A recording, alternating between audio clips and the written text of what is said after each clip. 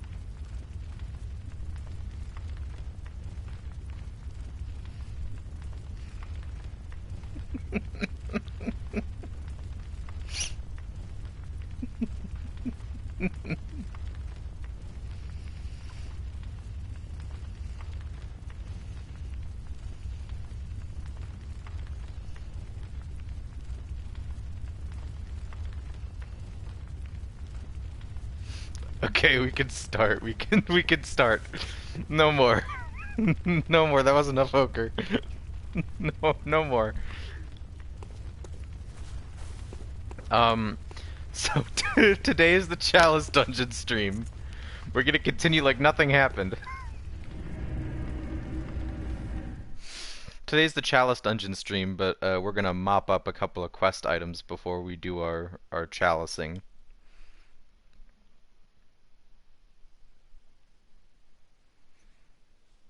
Then we will just do the mainline chalices, and we'll do a little bit of cheating, but not the illegal sort of cheating, the classic sort of cheating in which you just glitch the game. Oh hey, the lady's gone. Let's go find her. Let's follow the trail of blood.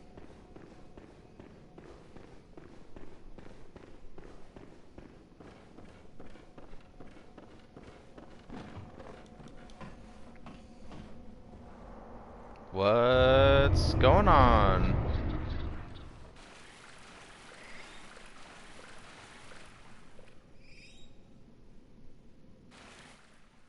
It can't be.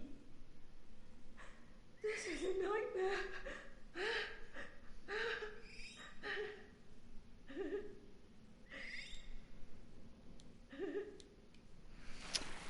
Oopsies. Well,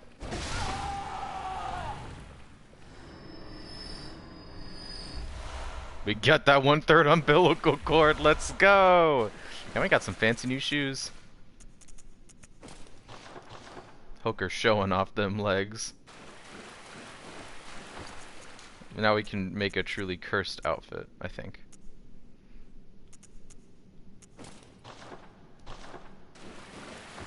No, no, no, no.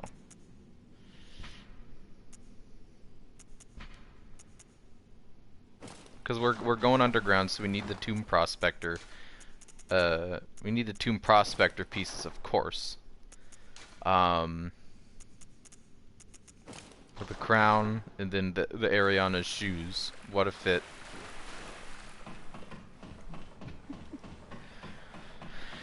Shame that Ariana is dead, but oh well.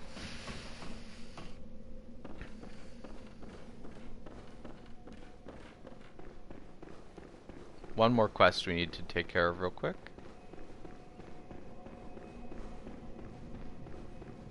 It'll be quick, Chad, I promise. Also, the saw cleaver is +10, so we're gonna do big boy damage now.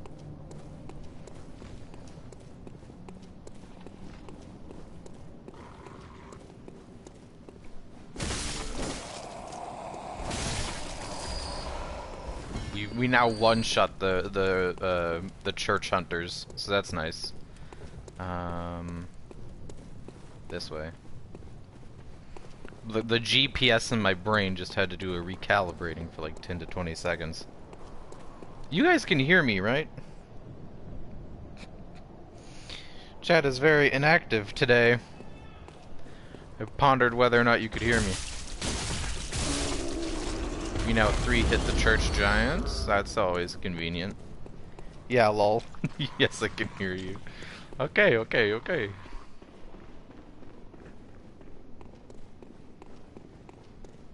We are going to give those unopened summons. The unopened summons to Canehurst, to Alfred. Is that the sigil of Canehurst? I've heard tell of Canehurst nobles and their amusingly pompous invitations. Wonderful. I thank you profusely. Sorry for not talking enough cheese. First, a token of my gratitude. The Wheel Hunter badge and the church bow. Praise and let us cleanse these tarnished streets. There's someone else wearing the crown here.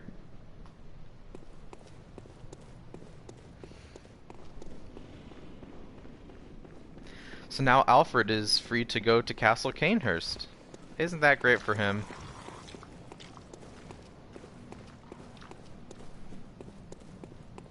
Now we gotta take a little trip back down to the lamp so we can go back to Castle Canehurst and check up on Alfred. See what he's doing, what he's getting up to. You know how it is. You gotta check up on your friends.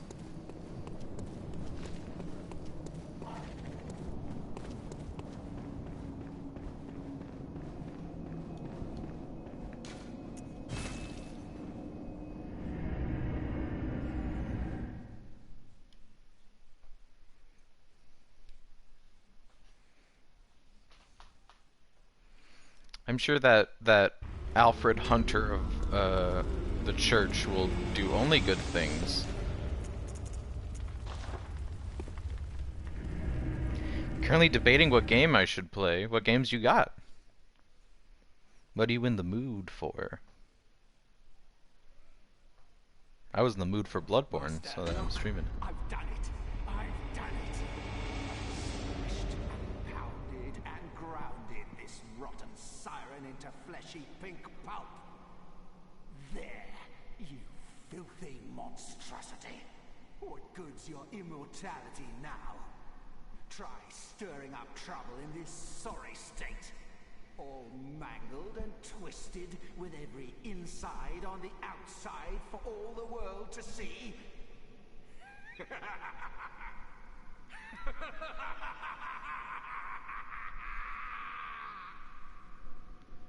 So Alfred's gone a little crazy. He's covered in gore.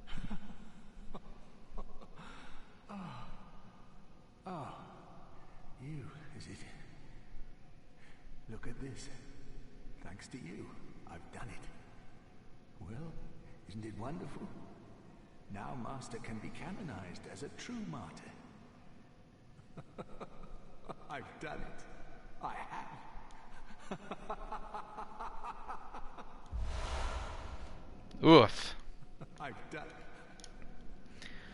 So, Queen of the Vile Bloods is having a rough time of it. And we got a new fun emote that lets you scream. Where is it? Where is Roar? You scream. And we can get some of the Queen's flesh. Still moving, BT dubs. She's still not dead.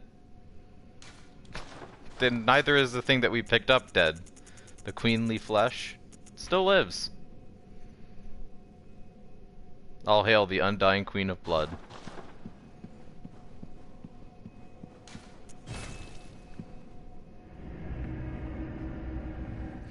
You're eating pickles and what is it? You eat pickle, garlic, and hot Cheeto?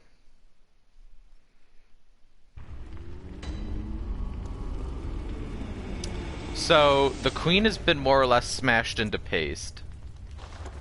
But I don't want the queen to be dead, so I'm gonna revive her. Using a clever little trick. We're gonna go back to the Altar of Despair, where Ebrietas was. My guest was raw toast. Ain't that just bread? Ain't raw toast just bread, though? I'm pretty sure raw toast is just bread.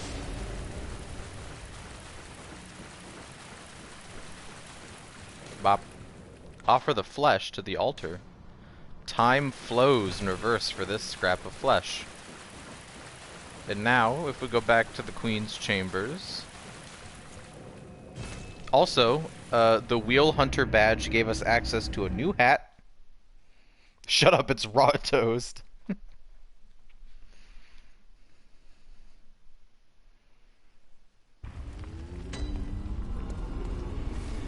The Wheel Hunter badge gave us a couple of new interesting items. We have a new weapon, the Ligarius Wheel, wielded by Martyr Ligarius' band of executioners. We have the Gold Ardeo, which is that cone helmet he was wearing. I want the Gold Ardeo. So I'm going to pop some blood chunks for it. Also, we have all 4 third umbilical cords. We have many a cord of an umbilical nature. And I'm proud of us for getting all of them. We really did it, gang.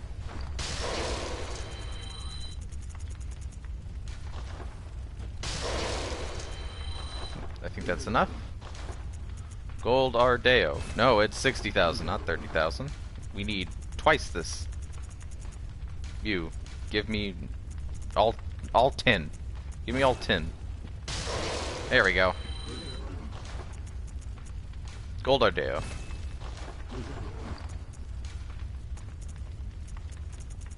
Now we have become as Cone. We need a more cursed glove.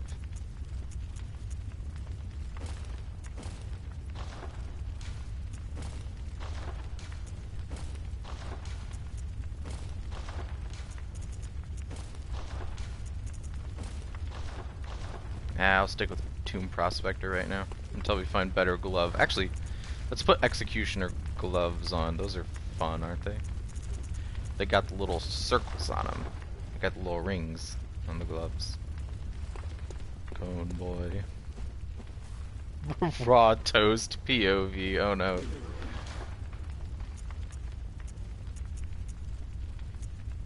Ligarius wheel, which I don't really care about. Shikage Blade of Mercy. I'm probably gonna stock up on all the weapons before we before we do a new game plus. I'm gonna make sure I have all the weapons that I want. I want a repeating pistol as well, thank you. It's a special tool that'll help us later. So now we have these. We have the Evelyn, the cannon. Okay. Fantastic.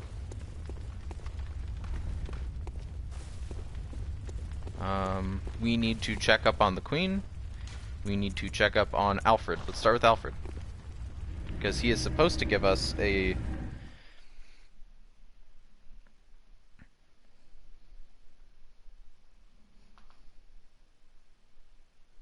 Yeah, the Ligarius wheel. It is a weapon that is a wheel. It is literally a giant wooden wheel. This was the wrong lamp. Went to the... It doesn't matter. This lamp, the other lamp, both are about the same amount of run to Alfred.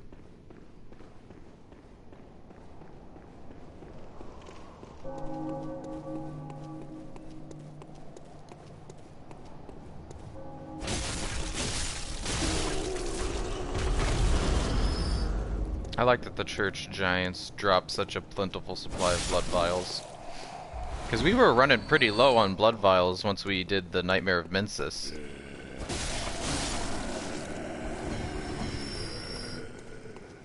So it's always nice to replenish the old stock.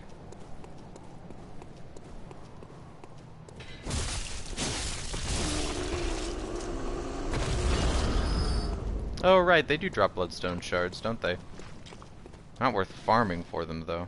Alfred, are you here, or are you still in the throne room? I think he's still in the throne room, waiting for us to talk to him. Which is gonna be weird, because I restored the Queen already. Hmm. Yeah, that is gonna get awkward, isn't it? I think I was supposed to wait a cycle and then res the Queen. I don't know what this will do. I might have messed up Alfred's storyline. Who cares?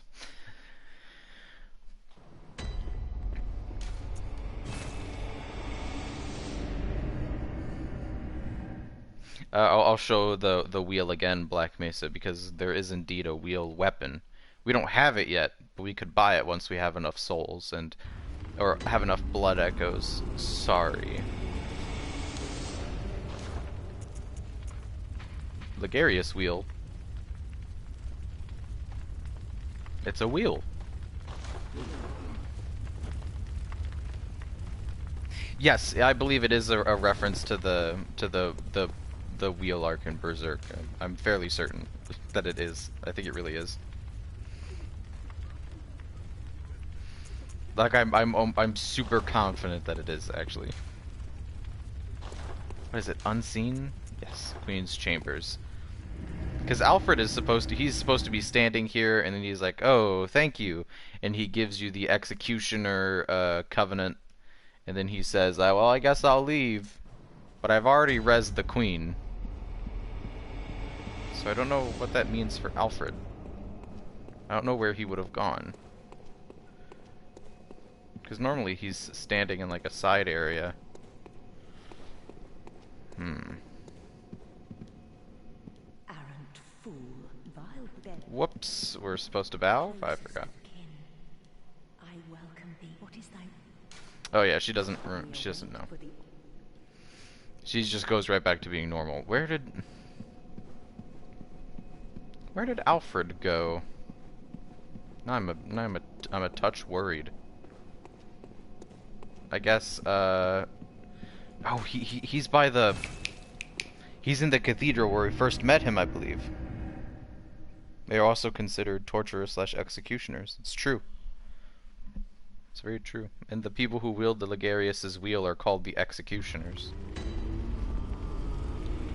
Yes, I believe if we go to Cathedral Ward and then we head down to where we went to fight the Bloodstarved Beast towards Old Yarnum, there is that church that we had to pull the lever and make the coffin move to get down to Old Yarnum.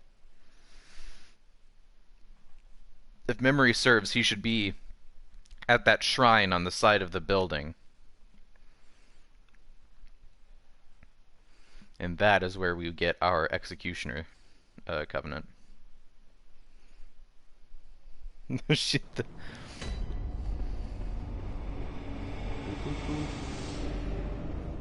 We got nobody emotes from nobody. She posted the McDonald's cup.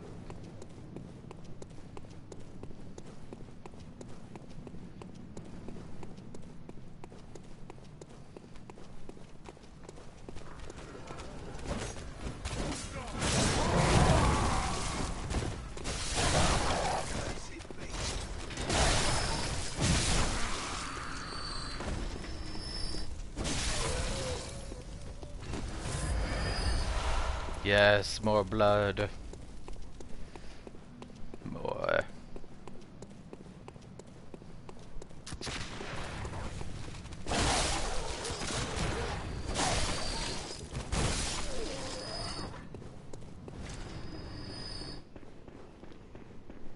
This way. Ah, there he is. He's dead.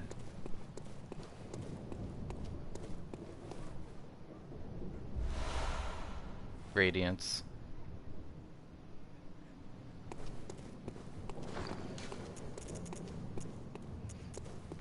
We got the Radiance rune of the Executioners. We have the Hunter one. We have Corruption, and we have Impurity. That's almost all of the Covenants, I think.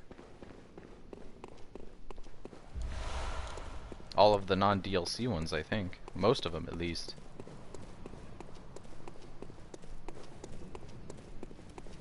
So that's something. Alright. I think that wraps up our questing. Now we can get to the main attraction, the Chalice Dungeons. You guys excited for the Chalice Dungeons?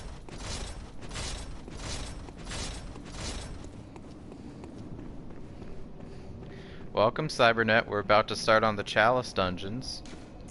We had to finish up some storylines.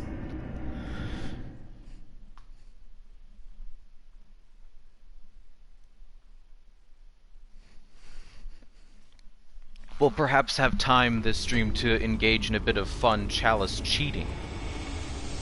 The Chalice Dungeons are full of all sorts of odd exploits that you can carry out. But to start with, we're just going to do a little bit of Chalice exploring. If you remember, we've gotten a couple of different Chalices, and the first one that we got was from the Bloodstarved Beast. Gurman told us to go down there and pick it up. Bloodborne. Playing Bloodborne.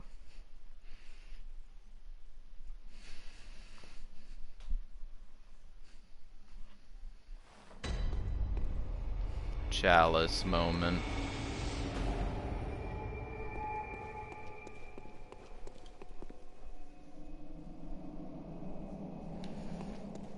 Sorry, I turned down the volume on my headphones a little bit because it was kind of loud.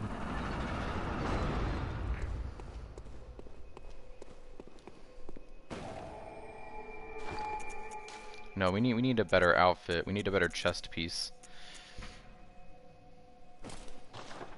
We want to see those legs. Not Henrique, not Crowfeather. Not Gascoigne. Student uniform? Oh yeah. Oh yeah, now that's the fit. Rats. Not rats. Ah, rats. Why do you have a phonograph speaker on your head? Don't ask too many questions. It's beautiful, isn't it? It's part of our miraculous fit.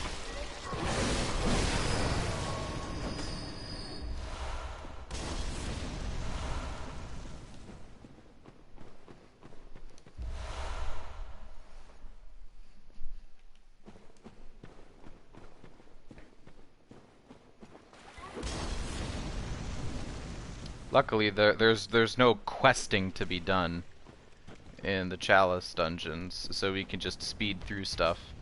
Especially given that we're substantially overpowered for the early Chalice dungeons, which you're supposed to do with your weapons like plus like 4 or 5, and our weapon is plus 10. So we're gonna be schmoovin' with a vengeance.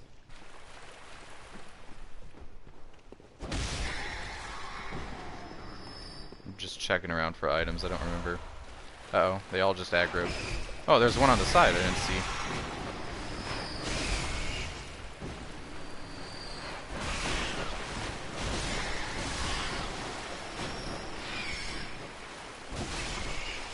The rats are dead.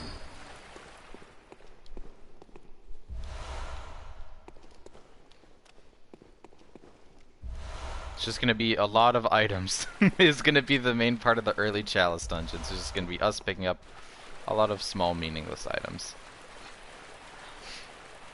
The thing we need to do to start like bussin' is the root chalice.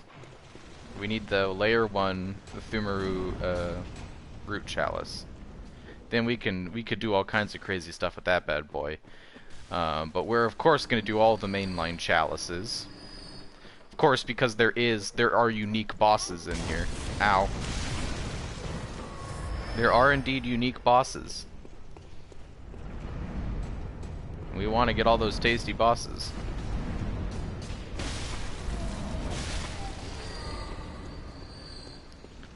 New mechanic for the Chalice dungeons are these red enemies. Oh, I guess not new mechanic. It's the same as we saw in Yahar'gul. The Bell Ladies summon these red enemies. And it gets really annoying because they start to summon red spiders, and those things are like an endless flood. Because they summon 2 at a time and they just keep summoning them. So you have to like cut through like an army of red spiders to get to the bell ringing woman. It's very annoying.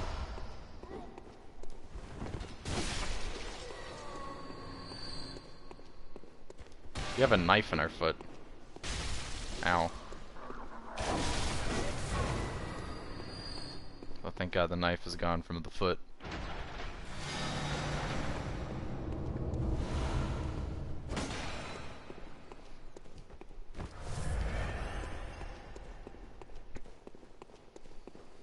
We did it. Okay, I should explain Chalice dungeons a little bit. I feel like I should. Knife in the small of the back, that's nothing. It's nothing. So Chalice dungeons are... The mainline Chalice dungeons are all pre-made. They have a set layout, and the goal of every Chalice dungeon is to find a lever, pull that lever, and then fight a boss. And each Chalice has a number of layers, each of which consists of finding a lever to unlock this door so that you can go through and fight a boss.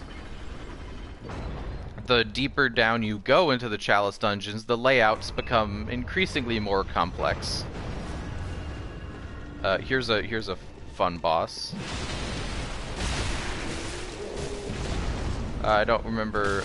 I don't know if we've done an undead giant yet. But that's the one that's the first one that we get.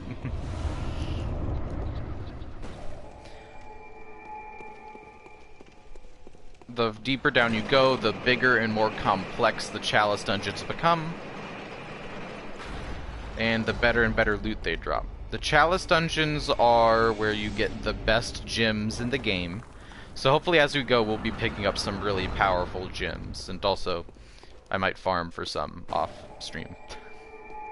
I might power grind just to play more Bloodborne.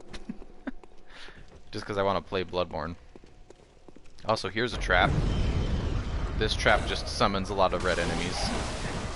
It's very scary.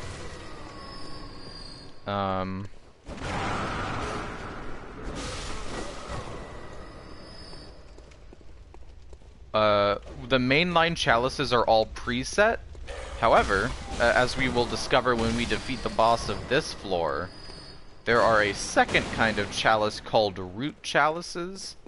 And root chalices are randomly generated, which means you could theoretically play Bloodborne forever. Not sure why you would want to do chalice dungeons to keep playing Bloodborne, but you could. Because they're randomly generated. I think I saw an article about it that at this point, because of the parameters of the chalice dungeons, players had already... It is a very awesome game. Because of the parameters of the chalice dungeons, players had mapped every single one that was possible through normal generation. And of course, some very clever boys did a little bit of a cheat and found a way to exploit the game to create impossible chalice dungeons. By impossible, I don't mean difficulty. I mean like they can't be generated normally. And when these people generated these cheat dungeons, the dungeons aren't truly cheating, by the way. They're just exploit like a weird parameter to make... It's not important. Point is that they made specialized dungeons, and once they generated those, the entire Bloodborne community can access them. Which is how we're going to do a little bit of exploiting later on, including things like making infinite blood rocks and stuff. All that will occur because people have made specialized chalices that aren't normally possible. There are two kinds of these exploit chalices. One is called a false depth chalice. It is when you take a... Well, for our purposes, we'll be using the root chalice of this dungeon, which is a layer 1.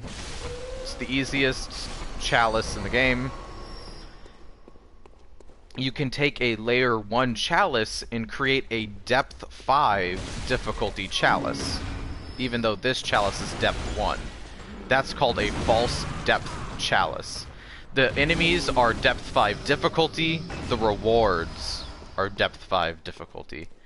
So you can essentially like spawn in incredibly powerful enemies with incredibly powerful loot using just the basic chalice if you wanted to, which is actually really cool.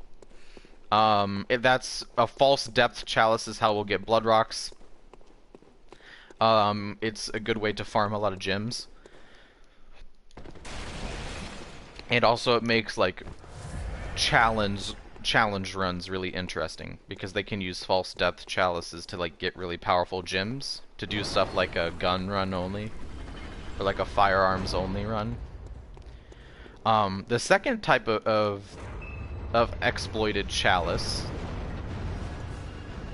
is the I think I'm trying to remember what it's called.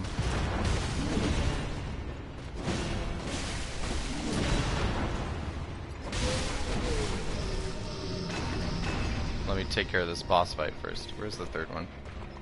Sneaking up behind me, eh?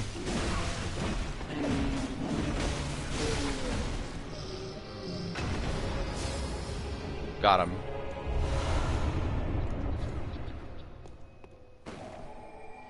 I forget what the second type is called, but it's essentially the reverse. It is a chalice that is layer 5. Meaning that it has maximum rewards, it has a depth of 5, but it has the chalice of a depth 1 dungeon. And that is how you can do stuff like farm for bloodstone chunks, farm for a couple of other good items. It's good for like good enemy drops. Especially like if you need to go through like boss fights. If you need like items that only bosses can drop, you can do that. I should probably actually check my terminology on that. I don't want to lead you astray. Also, there are more of these things. This is the room that I was thinking about when I referenced that these enemies aren't that tough until you have to fight multiple. Because man, once you have to fight, because there are multiple of those bug things in this room. Or am I thinking about a different? I'm thinking about a different chalice. There's a deeper chalice in which there are more of those things. They are like, they fill up a room that looks like this. There's like 2 of them too. So like there's like a total of like 6 I think in the room, and they're paired up with each other. Very annoying when they're together like that. Alright, bye bye. It was nice to have you here, Cybernet. Don't know why it took me a second. I'm familiar with your name from like nobody's streams.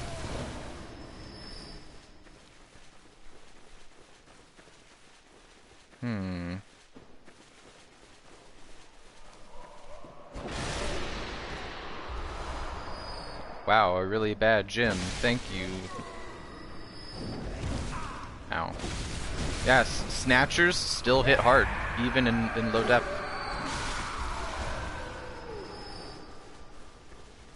The snatchers in the chalice dungeons always felt easier than the snatchers up on the surface.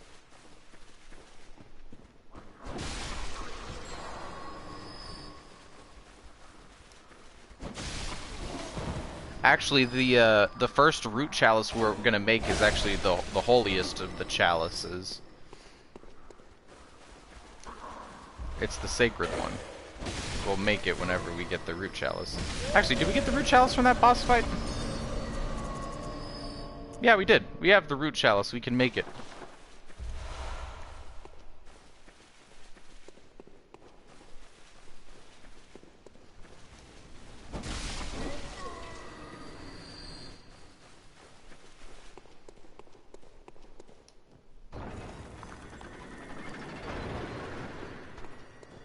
This enemy is interesting.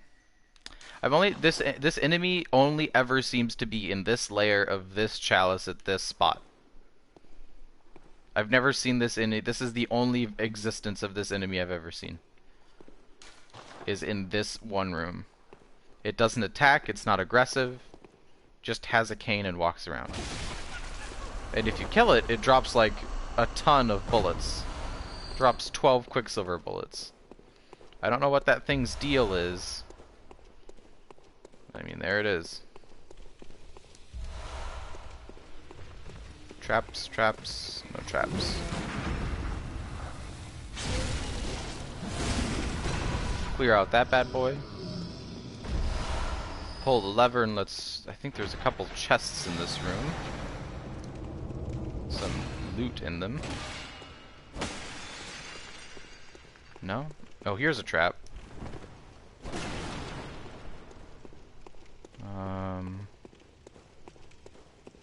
No, I must... Nope. No chests.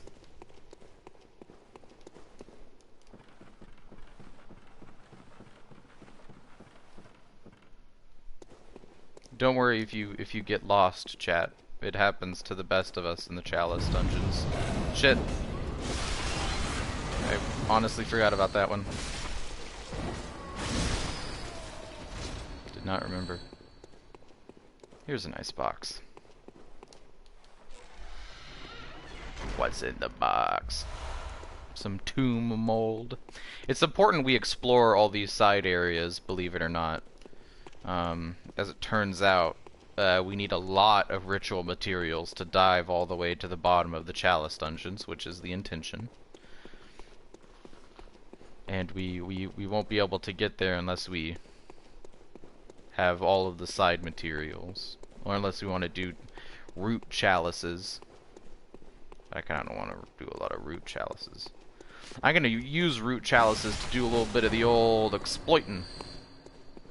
But I'm not gonna use root chalices to actually, whatchamacallit. I'm not gonna use root chalices to actually, like, explore for gameplay. I mean, trust me when I say we'll drink our fill of chalice dungeons just doing the normal ones. You don't want to see me do a ton of root chalices. You may think you want to see that, you don't. You don't want to see a lot of root chalices. For now, I think, is this the first one? Yes, it is.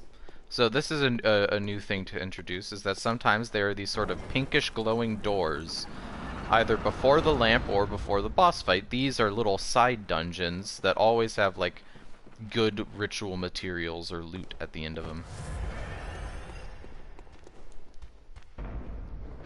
Whoop. Pop. There's the snatcher. Now, these side dungeons are interesting because sometimes they tie back into the main dungeon of the lair. Sometimes they're entirely disconnected. Like, I believe that this dungeon is entirely disconnected from the main dungeon. They always dead end, usually at a big chest with a very rare ritual item or a very rare blood gem in them. On occasion, if you're lucky, and I think if you're in a certain root chalice, you can find runes. Now, I'm sure you've noticed that we've gotten a lot of Carol runes as we've just gone through the game normally. But the best Carol runes are exclusive to the Chalice dungeons, which means if you want to collect all the best runes in the game, you have to do a lot of Chalice dungeon exploring, which is kind of boring.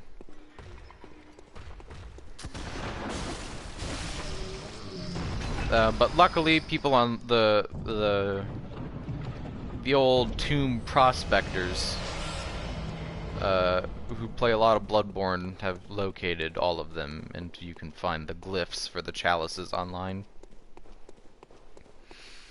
And you can literally just open it up and be like, oh, this is where this rune is. I'll just go to this chalice and pick it up.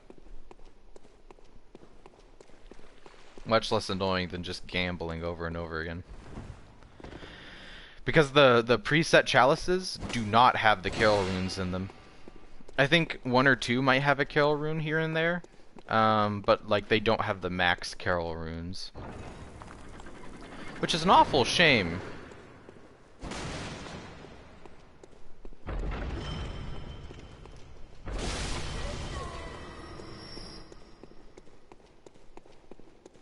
I don't even think there's anything in here.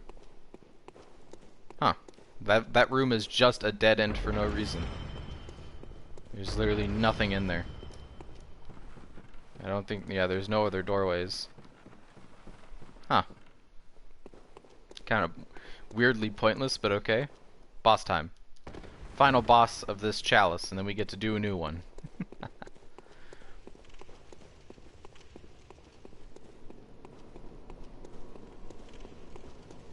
Open, open. What enemy is this? Oh god. Not Watchdog. This boss is rough. Luckily, we're very strong for it.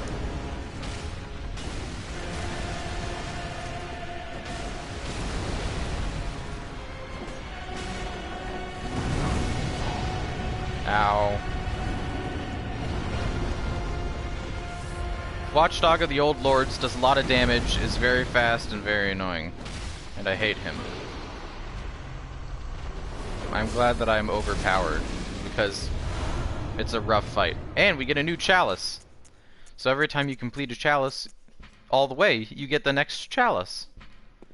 And they go down and down and down, and get tougher and tougher and tougher with each chalice. The goal of our chalice stream is to get down to the lowest chalice of all and fight the special secret boss that is located down there. I don't know if we'll be able to do it in one stream, because that final boss is located really quite deep. Really quite deep in the Chalice dungeons. Take a trip up to the Insight Messengers. They have a couple of interesting things on offer. I thought they would have sold it by now. Ah, here it is. The Short Ritual Root Chalice. When it's used in a short ritual to quickly create and join a Chalice dungeon. 10 whole insight for that bad boy, BT dubs. Makes it quite annoying. We are going to create the ultimate chalice. Chat, are you ready?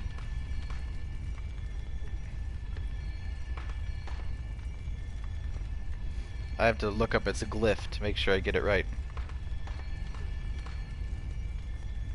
Chat, I'm afraid that now is the time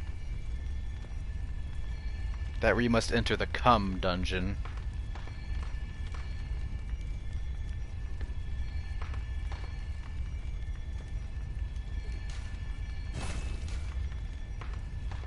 The ultimate chalice. Depth 8. It's literally not even possible. This chalice is truly madness. It doesn't even like appear as a physical chalice. Did I mess it up? Did I put in too many? Oh god. Here we go.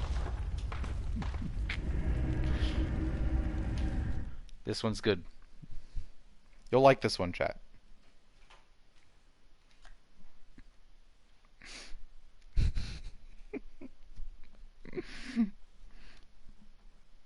Well, we'll introduce you to the main mechanic of this chalice. Its literal only purpose. It has one purpose, and I shall demonstrate it to you. Bear witness. While I grant you eyes, chat.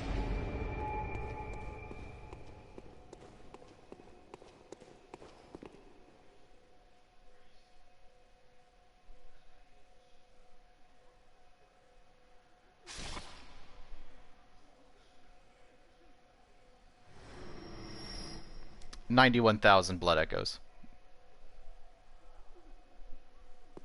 Just like that. 91,000 blood echoes. Passive farm. You don't have to do anything. Like... Do you want to know what's in here? Because I don't. I have no idea how this dungeon works. It's depth 8, so everything will one-shot us. Also, look at our health. we have exactly 20 health.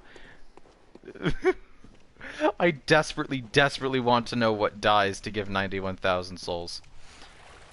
Or 91,000 echoes. Oh god, rats. No, I can't tussle with depth 8 rats. Oh Jesus. Oh god.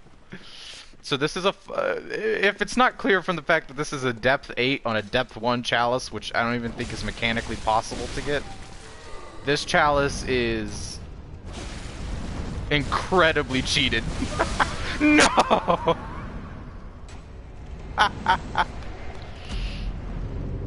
I want to know what dies. Something dies, it gives you... It's one thing, because you see its health bar. But one thing dies and gives you 91,000 blood echoes. It's because we have the moon on us that is giving us more blood echoes. Because normally it's 83,000 plus. It's like 83,000 and change, but I mean... Like, what is that? What is that enemy? I have to know.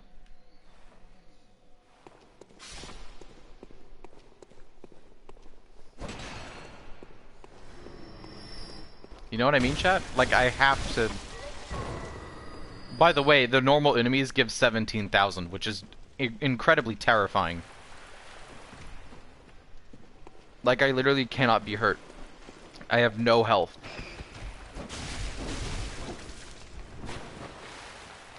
Whatever it is has a lot of health, because I only deal like 700 every 2 hits. I think, yeah, they really do give bad They give Sin's Fortress plushies. God, do you remember like that super thin path on Sin's Fortress? Oh god, oh god, oh god, oh god, please, please, please, please, please. Even one hit is death. Woo! This, God, can you imagine doing boss fights on this chalice? I don't even want to know what the bosses are in, in this chalice. I mean, the thing is definitely higher up, right? It died like up here. You. These things only give 17,000. I'm just looking for its corpse.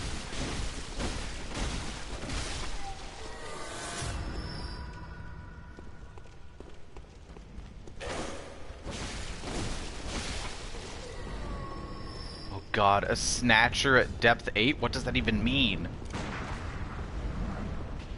What? How did that thing not get... I wanted the axes to take you. It's not those things. Is it the snatchers? Some blood vials. I should not be doing this. This chalice is literally a death trap designed only to give you souls from standing at the main section of it. Die, please. Please die. Depth 8 chalice. Good god. That's only 59,000 souls. Oh god. Woo! Oh god! I don't want to tussle with this guy when I only have 20 health. Woo! Nope, that's death. It was foolishness to explore this chalice dungeon. It was foolishness. What did I think I would accomplish? You can't fight in this dungeon. It's impossible. Unreasonable. You're not meant to live here. It's only the side dungeon too, by the way, chat. I don't even know what the main dungeon looks like. Oh, God, it's so busted. Just stand to the side. I want to know so badly what it is that dies. Because the big brain strat is to just, because you could just bold Hunter's Mark and reset the spawn. So if I wanted to, I need to go back because I never equipped the moon rune we got from the Mensa's brain. Big mood. I don't. The entire point of that chalice is just to farm blood echoes. By the way, that's literally all it does. It's just a blood echo farm. If I stack moon runes, I wonder how many I can get out of it. Because let's see. We have low moon. We can get high moon. We can get mid moon and low moon. We can get triple moon. Triple moon. What does all moon runes do? On question mark place name question mark chalice.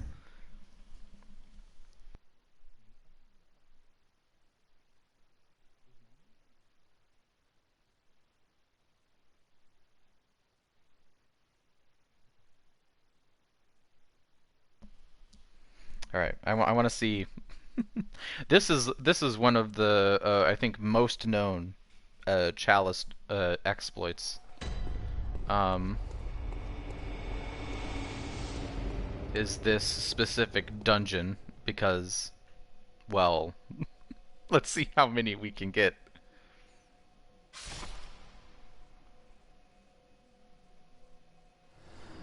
$143K every pop, and then we can just do this. We can just bolt Hunter's Mark. We sit through one load, and then we walk right back out and look left, and that's another 143K. This whole time we've been sort of strapped for cash. There's no longer cash that can be strapped about.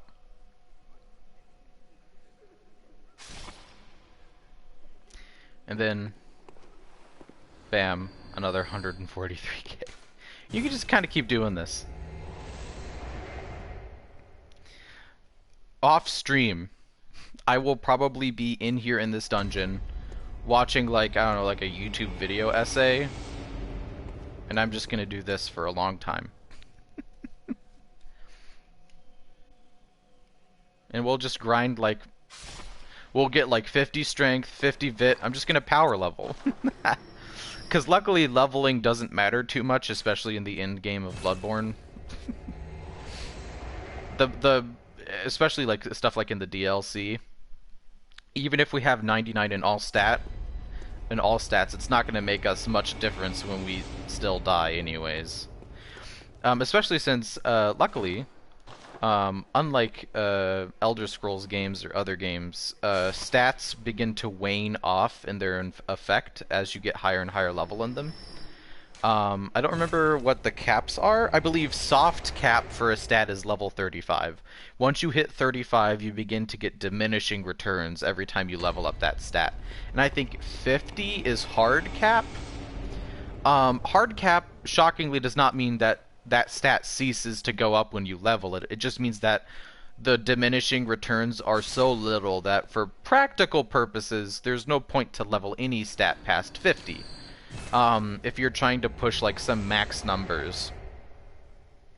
If you're like on a fully leveled weapon, you could maybe get like about like 50%, maybe 20% more damage out of a weapon by like pumping it up to 99 if you like wanted to max your damage, like absolutely, but there's usually no point in going past 50 if that's the hard cap. Whatever the hard cap is. I'm just fairly certain that the hard cap is 50. I don't actually remember what the hard cap was.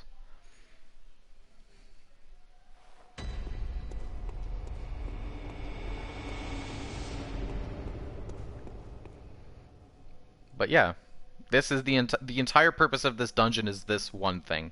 Whatever that one thing is so important that this entire like exploit is based around that one thing dying, which is why I'm like so sickeningly curious to know what it is. So, like that, it's been what? It's been not even like 3 or so minutes that I've been doing this, and I already have 1,000,000 blood echoes. Which is a ridiculous number. But like I used a lot of Bold Hunter's Marks, so I should replenish. Bold Hunter's Mark at 1200, I can buy, 196. And you notice that I'm only spending like 200,000 because I literally have maxed out my storage. I am holding 99 Bold Hunter's Marks and I have 99 stored. This is only 300,000. I have 600 blood vials stored at 20 on me. Same thing. Max out storage. Still have 300,000 left. Ridiculously good. We never have to ever use blood vial farming again. We've maxed it out. We don't ever have to think about it. Of course, because it is like the deep of the night, everything is very expensive. Blade of Mercy, I want, give. Kirkhammer we don't have. Chicago we don't have. Lagiacrus Wheel we don't have. I think now we have all the on-offer weapons. Do we have Hunter Axe and Threaded Cane? We don't have Hunter Axe or Threaded Cane. We need Hunter Axe and Threaded Cane. Hold on. Threaded Cane, Hunter Axe. Blunderbuss we got, Ludwig's Rifle, Piercing Rifle, we got Cannon. We got Flame Sprayer, we need Rosmarius. Rosmarius is weird. Rosmarius fires like a weird like mist instead of like fire like the Flame Sprayer does. I don't even know. Don't ask. But yes. Now we have quite a ridiculous amount of items. Of course we have 99.99. We've max blood vials, max bullets. I believe now we have every weapon. We should have every weapon that is available to us right now. This is not every weapon in the game. Also, for those curious about Lagiacrus's Wheel, I think I should... Oh, I don't even have the stats for it. Never mind. But yes, now we have the Forbidden Chalice. The Cum Chalice. The Cum Dungeon. And that is how you farm for an absolutely ridiculous amount of blood echoes. Now we must continue our rituals. Sensual Thumaru Chalice. Boop. So this is the actual next main chalice in the Thumaru series. We do Thumaru and then or Thumeru. It's something like that. You understand what I'm saying when I say Thumeru. So we need to do. I think we can do Thumeru Chalice. What I think this one is called Mid Chalice, and then we can do Lower Chalice. Right? Hold on. We do this one, we do Central, we do Lower, then we do Ailing Loran, then we do Great Is, and then we can do the final Chalice. I think. Because there's like a couple ones to the Loran series, and there's a couple to Is, I think. No, I think Is just its own Chalice. I don't think you need a second one for that. God, I have so many blood echoes. It's ridiculous how fast we farmed those blood echoes. Never thought I'd see the day when I filled up storage. Yeah, we can't even pick up blood vials. Can't even pick them up because we have so many. We literally cannot pick up blood vials anymore because we've maxed out storage. Frankly, it'll be an achievement if we can empty it, and then it'll be like 1 minute of farming until we can fill it all the way back up again. So healing items are covered. Aye. No Quicksilver bullets, we can't pick up any of those because we're maxed out. God, these firebomb enemies are very annoying. Can't pick up Quicksilver bullets. We're gonna get a lot of that message now.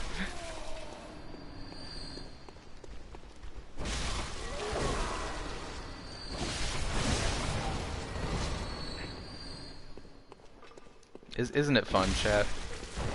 Aren't weird game exploits fun? There's actually, there are secret bosses that are unfinished and were cut from the game. And they are also possible to do in the Chalice dungeons. And I did them when they were first discovered a while back. But some clever pants found a way to fully restore one of the bosses and give it back all of its effects and stuff, including some moves that weren't in the original discovery. So that boss is essentially fully functioning. Like, it's a full whole boss fight now. And you can do it with the right Chalice dungeon glyph. Of course, presuming you have the correct root Chalice, but I mean, we'll have all of them. There are the defiled Chalices, which you can't really get easy. The only way to get them is to look for them in root Chalices, and that's a real pain. But I already have one in mind that we need for a thing. We need a specific depth 5 defiled root Chalice in order to farm bloodstone chunks. So I need to look up the glyph that has the Bath Messengers to buy that one specific Chalice, and then we can farm that way, because it creates a reverse depth Chalice. Yeah, that's it. That was the name of them. Reverse depth Chalices. Layer 5 Chalices with layer 1 enemy difficulty. Or depth 5 with depth 1 difficulty. And you just farm like... You remember the piggies that we kill all the time? The big pig? The big pig can be a boss in the Chalice dungeons. Along with all sorts of normal enemies can be bosses in the Chalice dungeons. But there's a big piggy boss, and it's a depth 1 big piggy. It's really weak. And you can totally just murder that depth 1 big piggy, and it'll just drop like 1 to 2 bloodstone chunks. And then you just remake the Chalice over and over again, and you just farm it for bloodstone chunks. My old way of farming bloodstone chunks no longer makes sense in light of that exploit, because that exploit is a guarantee. If you do that correctly, you can just breeze through the whole game with bloodstone chunks, because it's a guaranteed drop off of that boss. Speaking of bosses, I think this is Beast Possessed Soul. Yeah, it is. Hey, buddy. Oh, I just ate both. I really meant to dodge. I thought there was a follow-up to that. There was not. Luckily, Beast-Possessed Soul is really very aggressive. I don't have any healing runes on. Oopsie. I didn't have Blood Rapture because I have all Moon. Oh well. Beast-Possessed Soul is that enemy we fought at the bottom of the tower. It'll come up a couple times in the Chalice dungeons. But that is also a normal enemy that has turned into a boss. I think we'll end up fighting it 2 times in the main Chalice dungeons. Yeah, I think we'll fight it twice. We got a little bonus area over here. Once again, I am in fact obligated to do the side dungeons. Oh, is the quality really bad? Oh no, I don't... The way you phrased that sounds very ominous. I can't tell if that's sarcasm or not. Oh no. Scorpion!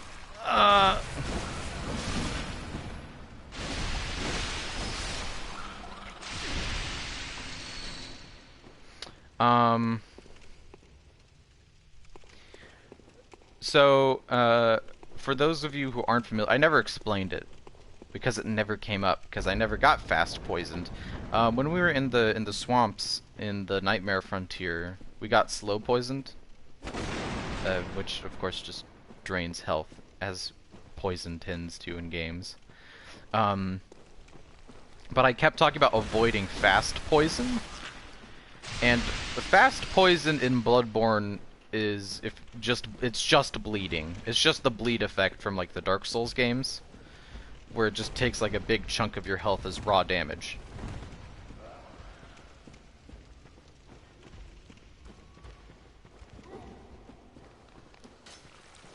Also, Slime Boy is here. I'm probably gonna power level my torch a little bit just so I can kill the slime boys. Because you can upgrade the hunter's torch. I'm pretty sure someone's done a challenge run where they use only the torch. I know someone's done that, where they use only the torch for the whole game. But for enemies like brain suckers and those slimes, because those enemies are incredibly resistant to physical damage, which means you just kind of have to hack away at them over and over again. And if you have a weapon that deals some element damage, like, oh, I don't know, fire, you can hit them with the fire and it'll more or less kill them, like, super fast.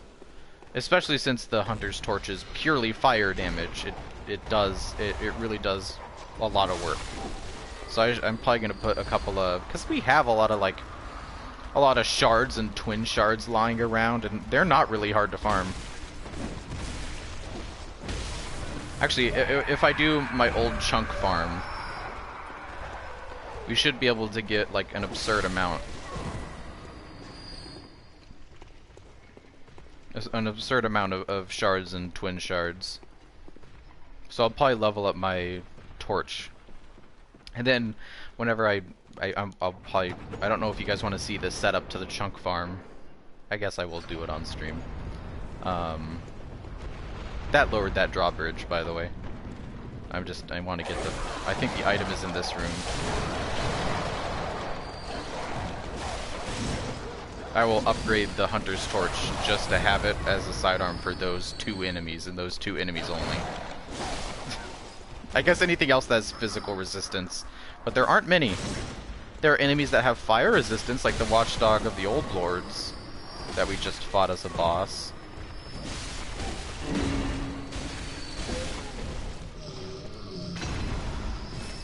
Oh, we got 2 blood vials back, and then the rest is lost to time. Man, these whole dungeons don't give as much echoes as that one run of the Cum dungeon. That's how overpowered that dungeon is. It's so broken. Depth 5. Depth 5. Depth 8. I'm sorry, on the Cum dungeon. I literally don't even know how that's possible. The chalices, I don't think go that deep. Depth 5 on Great is like the max. You can't get more than depth 5. It's not possible. But that's a depth 8 dungeon.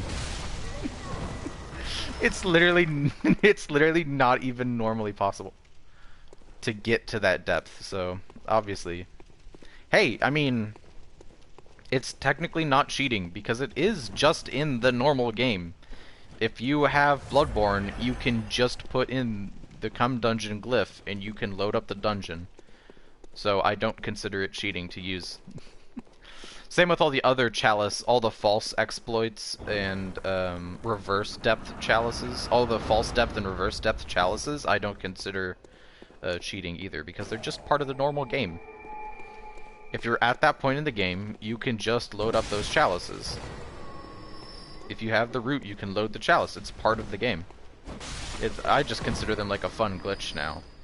Like, it's like one of those exploit things, like how in Oblivion we discovered the dark art of draining all of your skill points in something and then having a teacher teach you for 1 gold and you can just level any skill to 100. This is like the same thing.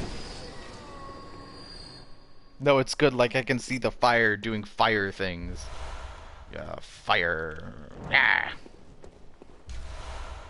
Oh my god, we have so many blood vials. It's... Oh, it's so nice. Oh, it's so convenient. I will literally never want... Did I miss a chest in here? Chat, tell me if I miss a box of some sort. Because I do need to pick up all the ritual materials I can. It's gonna be so great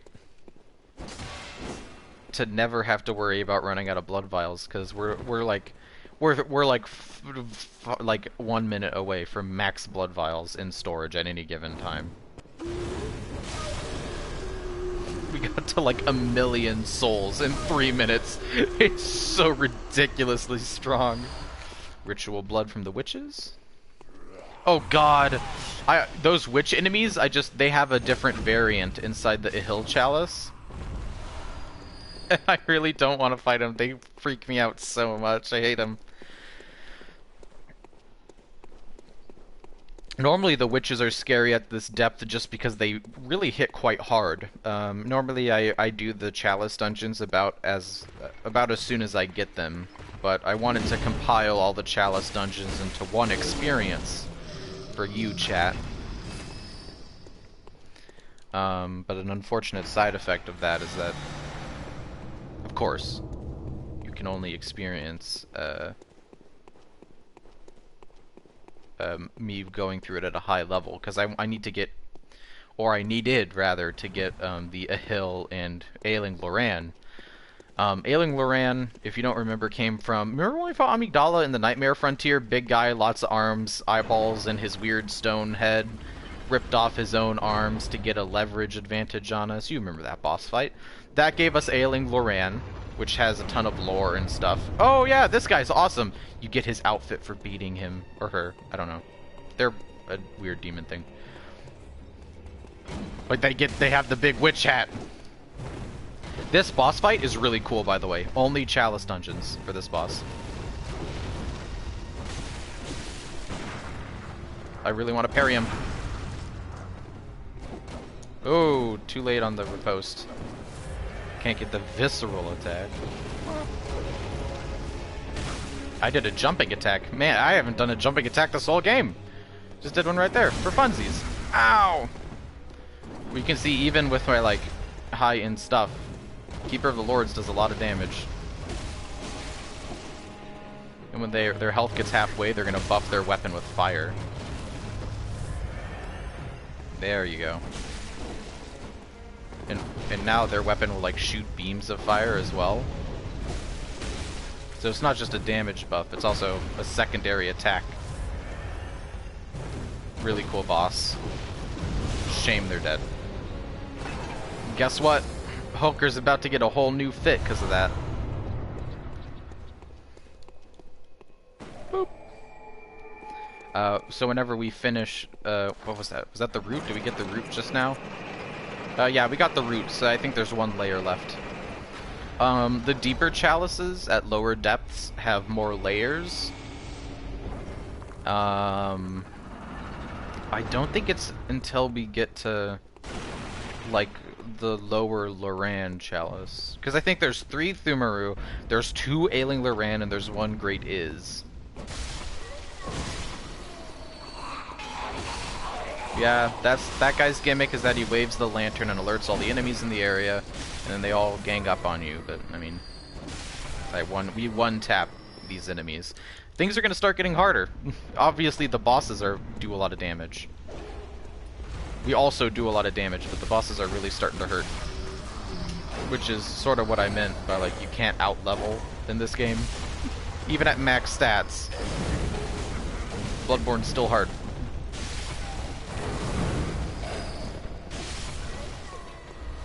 Ritual Blood 3. We need, what, Ritual Blood 5 for Great Is? So that's one of the reasons we have to clear all of it. Because I believe doing Great Is gives you the final chalice.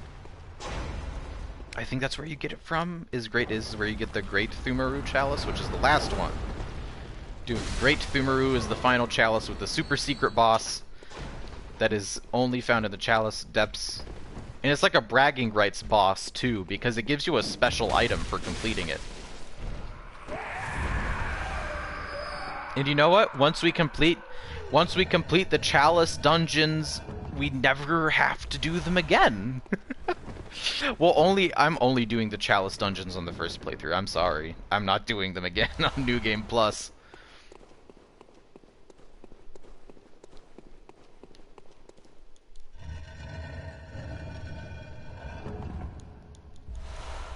I mean, there's no reason to do anything except for use root chalices to exploit the game really hard. Because once we do all the mainline chalices, you've seen them, and they're just weird optional content. They have good gems, but once again, root chalice exploit. Oh god. That was very risky of me.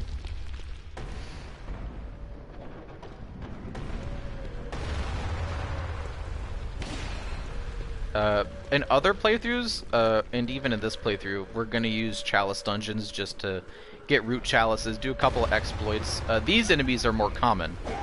They're weird ghost ladies, and they teleport. They hit real hard, not a lot of health.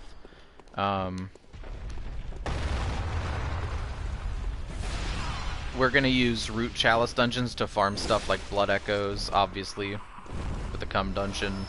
We're gonna use them to farm chunks. We're gonna use them to farm rocks, just so we can upgrade all of our weapons. Because on each playthrough, I want to try and use a different weapon. I'm using Saw Cleaver right now. Saw Cleaver will be the canon weapon for this playthrough, even though I know we used the whirligig for a lot of the early areas. It's gonna be Saw Cleaver, and then I don't know, Ludwig's. And I don't know, then something else. I don't know. I'll keep it fresh. I'll find new weird builds. I'm gonna try and do an all-gun playthrough. I don't know how that's gonna work on New Game Plus, especially since some of certain boss fights are already quite tight for blood bullet count when you're doing an all-gun playthrough. But I mean, we'll be doing the whole game with a +10 gun with max runes in it or max gems. So I don't imagine, because there's only room for 1 gem on any gun. They only get 1 gem slot.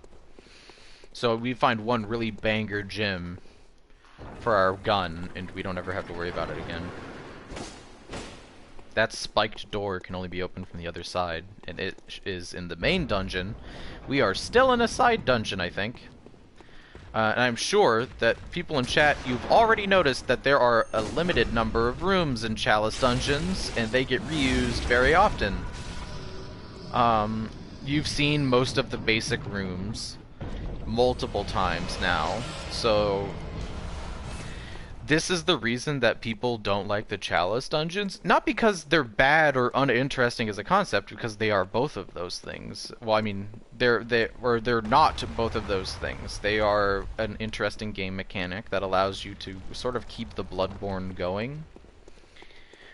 The problem with Chalice dungeons is that they all look the same. Once you see the same room so many times, it becomes hard to memorize the layout.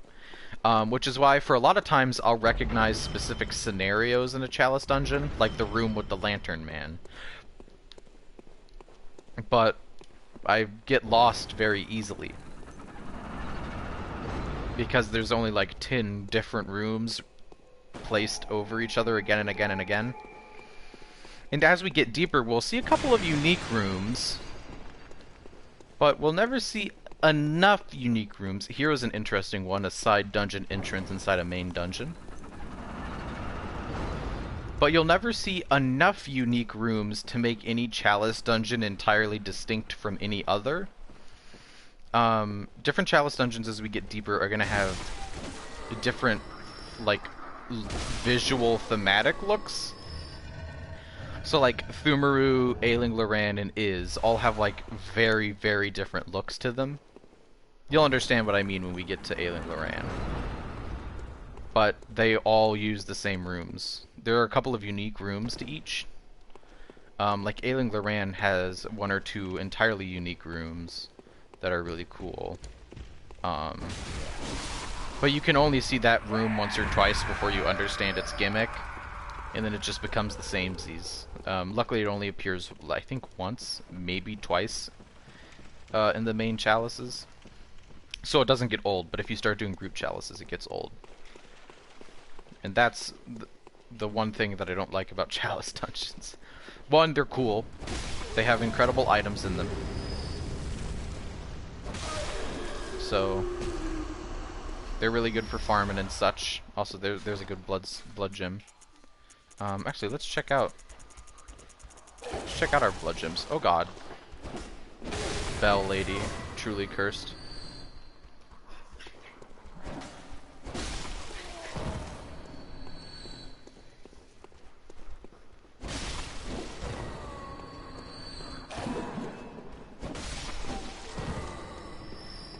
Hold up. 1 second. I need to I need to close the door to my streaming room. Hold on. Closed door. Closed door. Oh, I still dodged him. I wasn't even looking. I just heard the feetsies and I dodged him. Nice. Yeah, so that's the downside to the chalice dungeons, is that they're cool. They're a unique concept. They have all the best items in them. The problem is that there's only like 10 rooms, so they all kind of start to bleed together after a while. The most memorable thing from them is honestly the boss fights. Everything else is kind of forgettable. The boss fights are neat. Let's see, what else is there? There's a couple of cool gimmick dungeons that are memorable, mostly because they're incredibly difficult. We will have to do one of the incredibly because there's one defiled chalice that we have to do as part of the main series, and it is rough. It is the roughest. It has the roughest series of boss fights in the game. It's honestly probably gonna have the boss fights that take us the most time. I honestly think that the defiled chalice, defiled Thumaru chalice, will take us more time than Orphan of Kaz. That is how tough those chalice dungeons are. And we're only doing them for the sake of completion. That's why I don't want to. That's why I don't like to do the chalice dungeons every time, is because we will have to do the defiled chalice. And defiled chalices are rough. Very rough. Very, very rough. Very painfully rough. So, yeah. You'll see what I mean when we get there, but I'll explain it right now, since we're just exploring.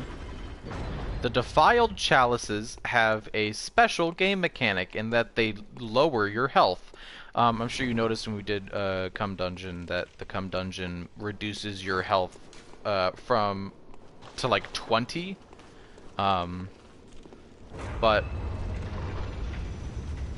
the defiled chalice, I think, halves your health, and the bosses are all like max level. Also, this boss fight is cool. So they deal like depth 5 damage, which is meant for your full health bar on half your health bar, so they one-shot you like a lot. This guy's cool because you can parry him. If you're good. I'm clearly not.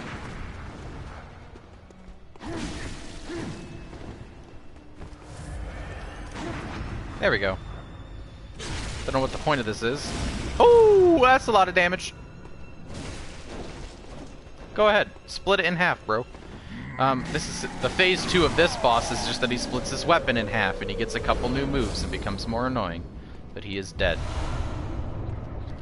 Got a cold, damp blood gem, and we got lower Thumaru. We are done with this chalice. Boop.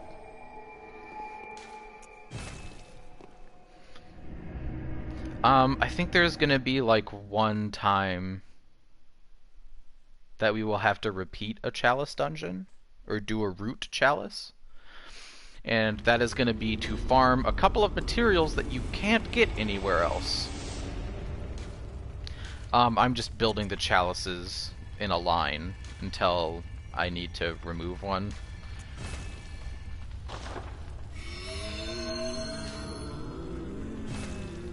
Because we're gonna have to, we don't have enough graves for all the chalices we need.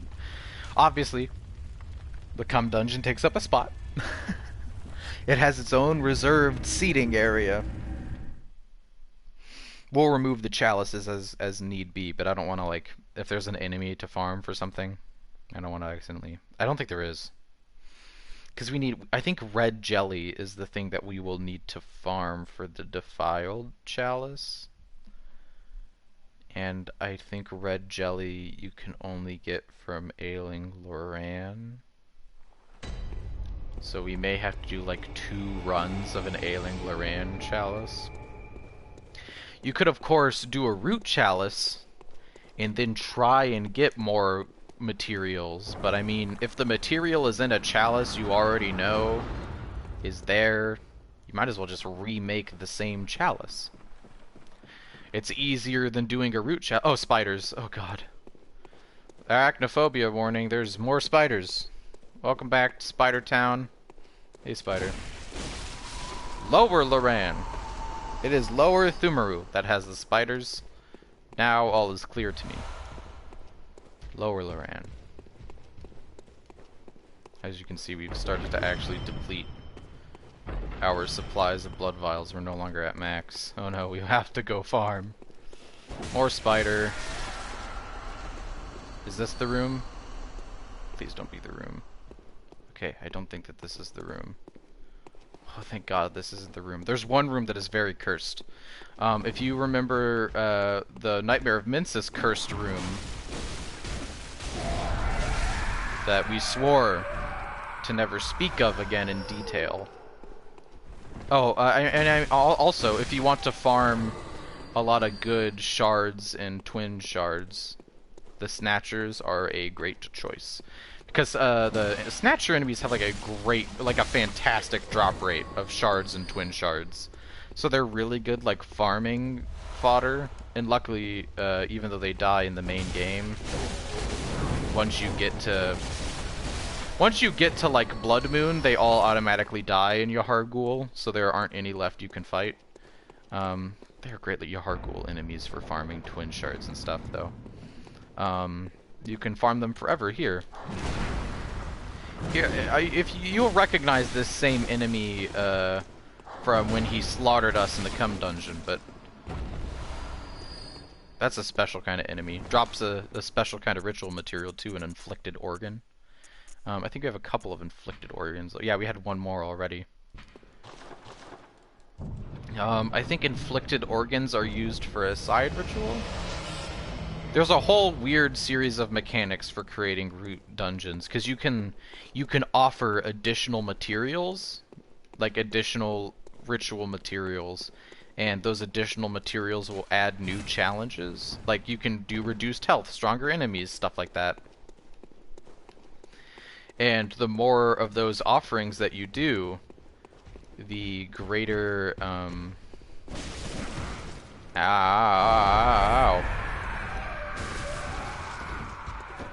the greater rewards you get, including stuff like blood echoes, which I think is how the Cum Dungeon is made that way. I think it has like every single like downside, like every single negative effect that would boost your output set to max, and then it's at depth 8, which isn't even possible, I don't think. mean, that's how the cum dungeon is made. That's why it's so insanely profitable. Because it has like all the it has one, it's depth 8, which is ridiculous. And then 2, it has like all of the like difficulty modifiers cranked up to max, making it to the ultimate dungeon. Why is it called the cum dungeon? Because that's what you have. That's what its glyph is. I'll show you. Its glyph is literally cum. it's CUMMMFPK is the glyph for the dungeon. That's why it's called the cum dungeon. It's because you have to. It has the word cum as its glyph. So it's the cum dungeon. I didn't make it. That's just what it's called, and that's why. Am I in a side path or the main path? Lost as hell. I can't remember. It all looks the same. Am I on a side path? Am I in the main dungeon? Who knows? I don't. I'll just keep exploring until I either run into a lever. Ooh! Summon spiders! Oh no, oh, and so it begins. I warned you, chat. I warned you of the summoned spiders. They're an infinite horde. They're infinite. I hate them. One, spiders are a really annoying ground enemy.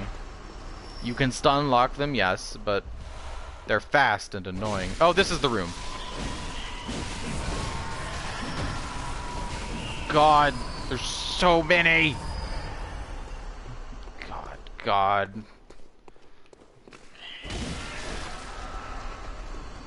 Is there a backstory to this game? Yes, we're experiencing none of it right now, though. We're doing optional game content that is secluded from the rest of the story. Oh, this is a bad stream for Cybernet. This is literally the most boring part of this game. We're not doing any main story. We're not even doing main areas. We're doing like randomly generated side content that is entirely separate from the main world of the game. God. Frickin' stupid infinite spider summons. You have no idea. Did you see how fast they could pump out those spiders? Also, this guy's got a giant, like, iron ball crossbow. This is, like, the worst part of Bloodborne. That's mainly what I do in games. No, but we're just doing we're doing the Chalice dungeons, which are these like pull the lever, go to the boss fight. The actual main game is just it's because it's made by From Software, so if you play Dark Souls, you have a pretty good idea of sort of the structure of Bloodborne.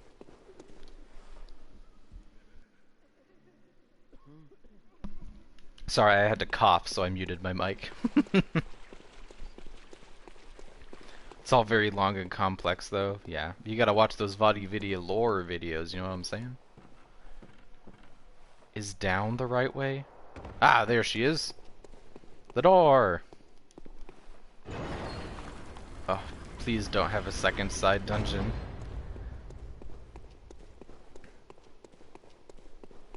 No side dungeon, we're in the clear for the boss fight. What's pimpin'? Oh, it's the same 3 bosses. Welcome back. Been so long since we had you on the show. They're much stronger now, you'll notice. We killed them in like 3 normal attacks. But now they are like an actual boss fight. We actually have to fight the boss. So this part of the dungeon is actually probably closer to our difficulties. So I should probably be trying, like for realsies, to fight this boss. Because this boss is not going to be a freebie like the other ones.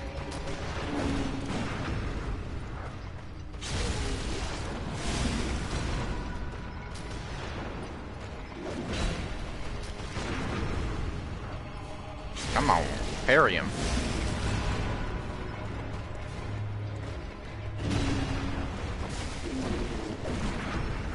The stab is so easy to parry. Oh wow, that had a much bigger windup than I anticipated. Much bigger windup, and I still got hit by it.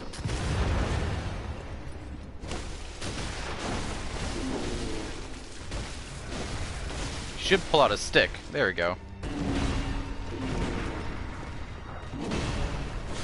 There we go. Slightly harder boss fight completed. We're not just we aren't breezing through them for much longer. For Assassin's Creed, I always do a bunch of stuff and basically get super good stuff or upgrade as much as possible and then start like the 5th story quest. I do that in games a lot too. It's always the worst in like open world games because you can always access the side content at any time.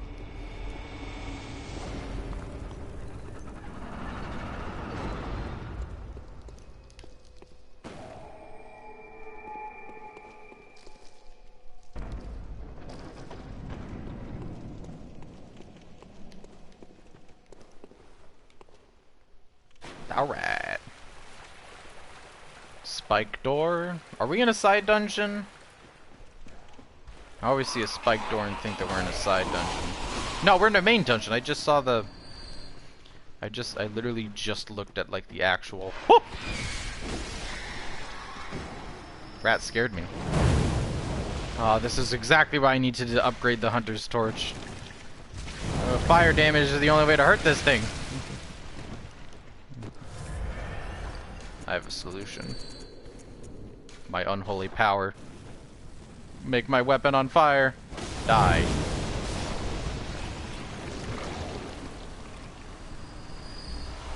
Maxed ship for Black Flag. Conquering all the forts. Oh no. The max ship on the level 1 fort. Or rogue. It feels nice to steamroll.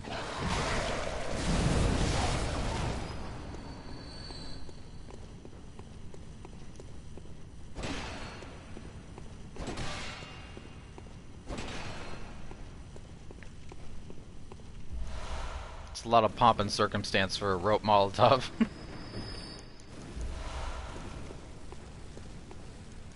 No mimics in Bloodborne.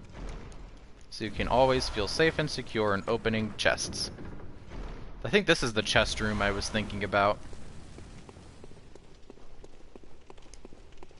That is definitely a trap hooked up to somewhere. Is that all the boxes? I think that's all the boxes.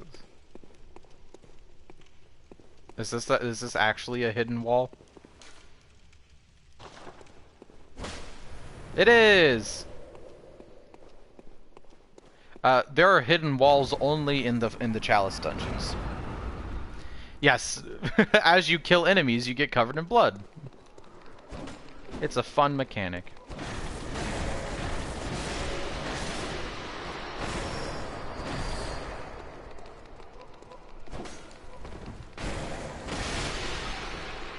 No escapees. No escapees! Yes! We got a bad one, an okay one, bad one, an okay one. I don't think either of those are truly banger blood gems. Oh, you really can become all red. It's truly possible. You can get deeply, deeply soaked. I think killing blood bugs is a good way to do it. There are a couple of enemies that, like, when they die, they, like, explode in blood. You can get yourself covered real fast that way.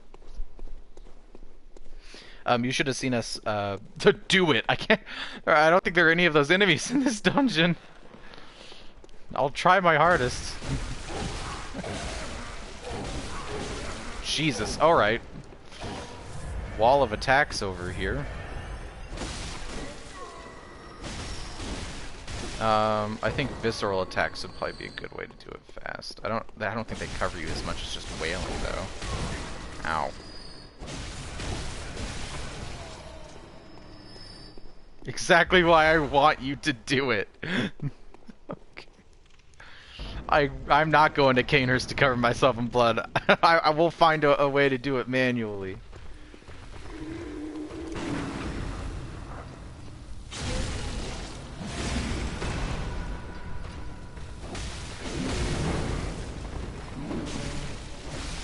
The hot iron watchers are also really easy to parry. Their thrust attack with their big iron thing, almost all of it is parryable. The entire animation of them like holding it out Makes it really nice. Makes it real easy. I love it when it's easy. Did I go? I did not go this way because I see rats scurrying in the distance. Meaning I have not killed them all. Hello. You must all... You're being exterminated.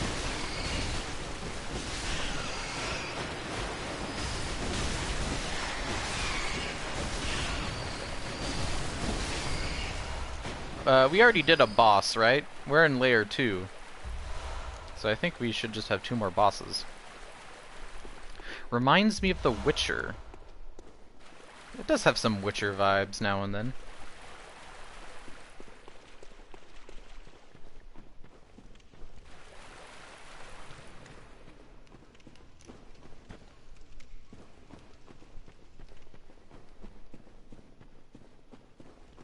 I believe that there should be a side dungeon. Yes, there should be a side dungeon after the doorway. Because there's that spiked door, and that spiked door almost always means that there's a side dungeon. And there wasn't a side dungeon before the lamp, so there must be a side dungeon past the door. Especially Wild Hunt. That's... Yes. Man, I loved my playthrough of The Witcher 3. I did like Death March difficulty New Game Plus, which is where I'm at right now on The Witcher 3.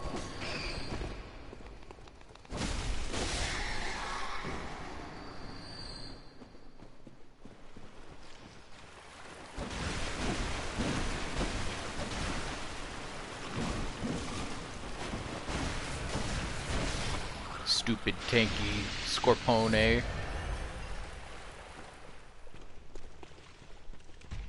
No goo.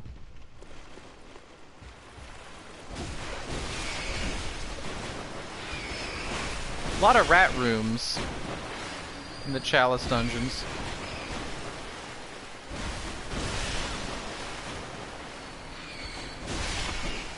There we go. Accidentally killed too many towns, and I almost... Wait, what do you mean you killed too many cows? What does that mean? Wait. You can kill too many cows? Do you mean like everyone just hates you? Like what?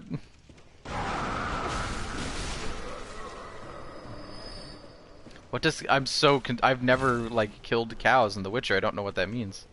Almost couldn't continue the game. Can you get soft lock from cow killing?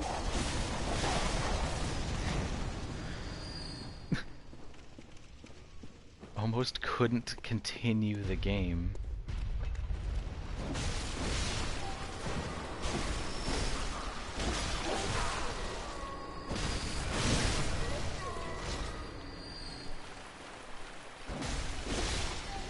What do you... I like deeply need to know. What do you mean? A super hard creature is summoned? What? Oh, I have to do that in The Witcher now at some point. I didn't even know that there were cows to kill in the first town. I gotta do that on my New Game Plus Death March difficulty. Is summon that thing.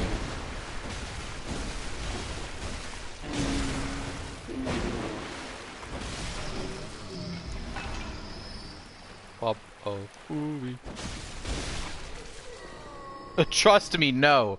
No, you don't understand. I have to do it. I can beat it too. It'll be easy. No. I have a build in The Witcher that's mad broken. It's so strong. There we go. Workshop Haze Extractor. That's what I needed. That's a special tool that's gonna desperately help us later. When we reach a point in the game in which we do not have enough arcane haze. Don't mind the giant explosion behind us. We're still inside the side dungeon, right?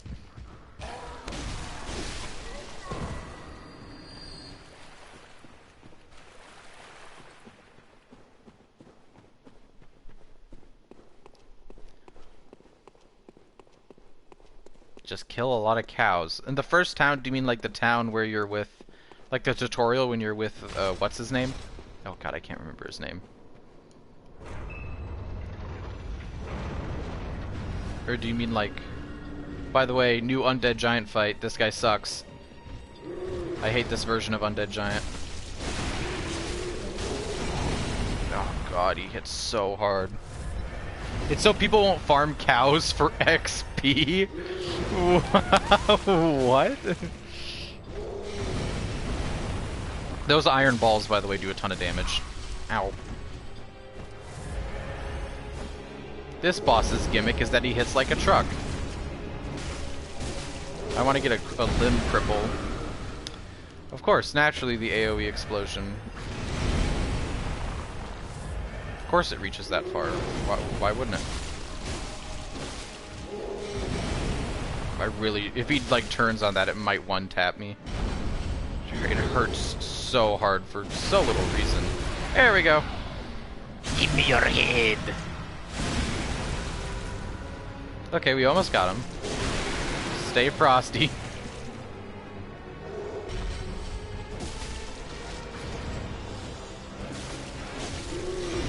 Oh, that was almost a death.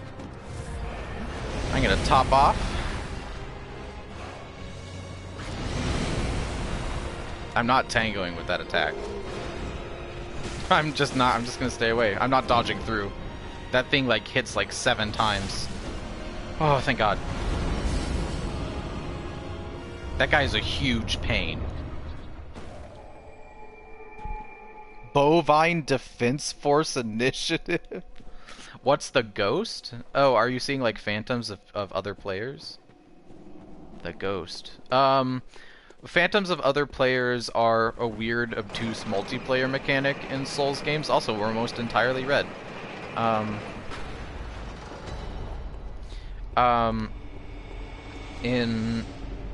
In Soulsborne games, like Bloodborne, you can occasionally see other players as they're actively playing, and you see them as those little spirits. So I think that what you saw was someone else actually actively fighting the boss.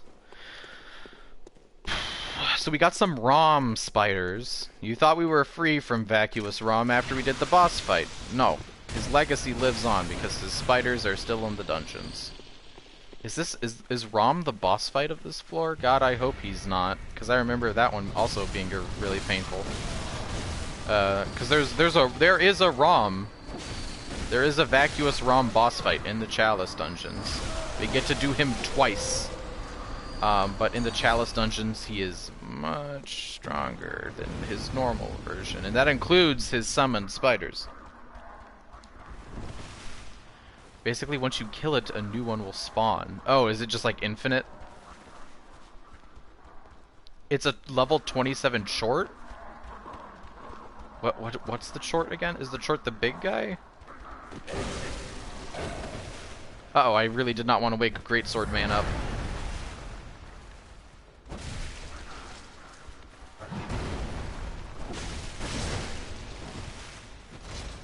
Honestly, what dies in the cum dungeons is probably one of those greatsword guys. One of these boys. Let's see what the differential is on the souls. Yeah, I mean, he drops like a lot more than the average Joe. So it's probably just one of those guys dies. Oh, this is the room. Oh, this is the room with the bug guys. Oh, no. Oh, this room sucks. This room is actual ass. I hate this room.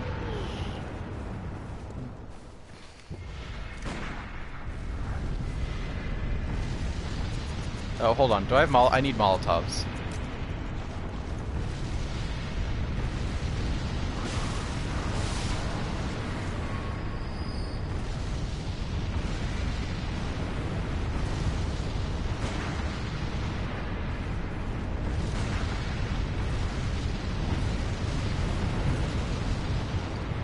Maybe a knife?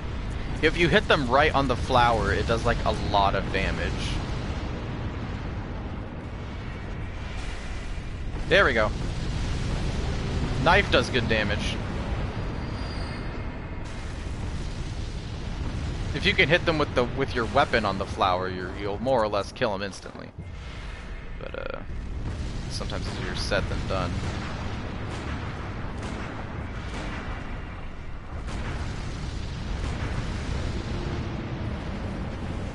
can also shoot them in the flower. It's easy to do it on the elevated platform, but once we get down here in the dirt, it's going to be a little more painful. These guys are good to farm for Arcane Haze. We need Arcane Haze, obviously, for the... I don't know... Ow! Ooh. He started meleeing me. I was not ready. I was in my menu. I wanted to equip some Bone Marrow Ash. Bone Marrow Ash! Bone Marrow Ash doubles the damage of your gun. Which would be more useful if I had a gun that had literally any levels on it. Okay, what is this thing doing? Stand still so I can shoot fireballs at me, please. Or like nothing more than a fireball. He insists on meleeing. Your AI is so dependent on fireballs, and now you're a melee fighter? Fine. We'll do it your way. Jerk. Drop your flower. Only one Arcane Haze. How disappointing. You will give me more. These things are just kind of resistant to all damage unless you hit them in the flower. If you have a blood-tinged build, you can one-tap these enemies by hitting them in the flower with your gun. Blood-tinged build, very strong. I need to do a blood-tinged build for one of our runs. God, I hate the flower, boys.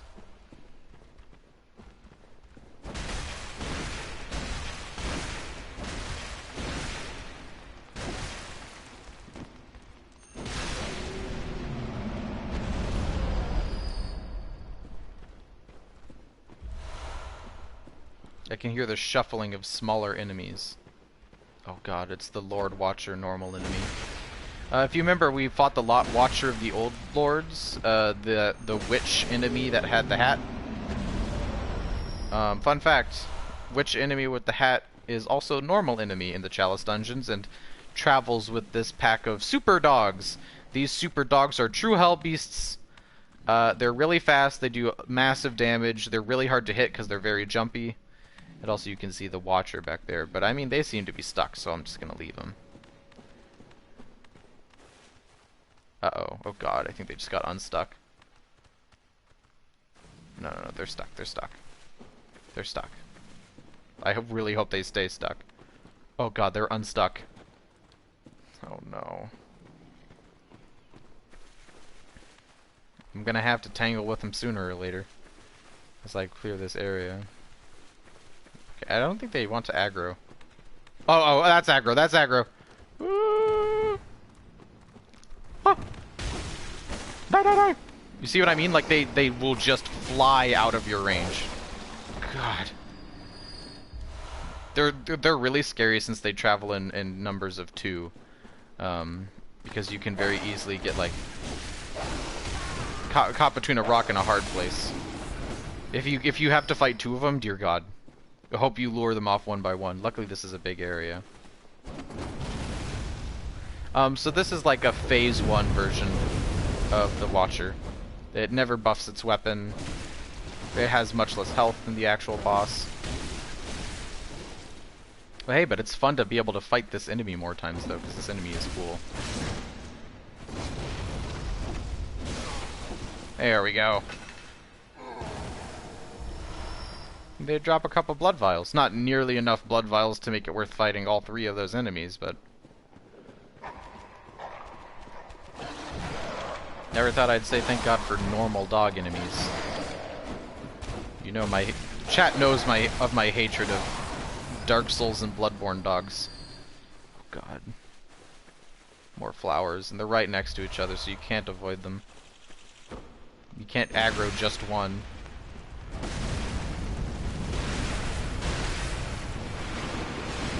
Okay, they're close enough together that I don't think they're gonna start fireballing.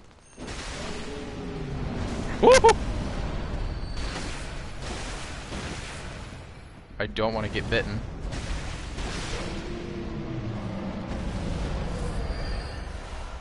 There we go. I think that's all of them. Yeah, this whole room is rough.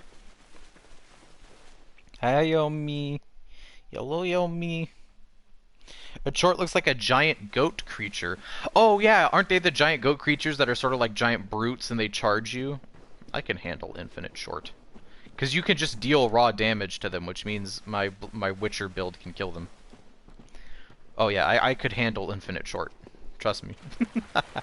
And on Death March in New Game Plus, everything scales to your level.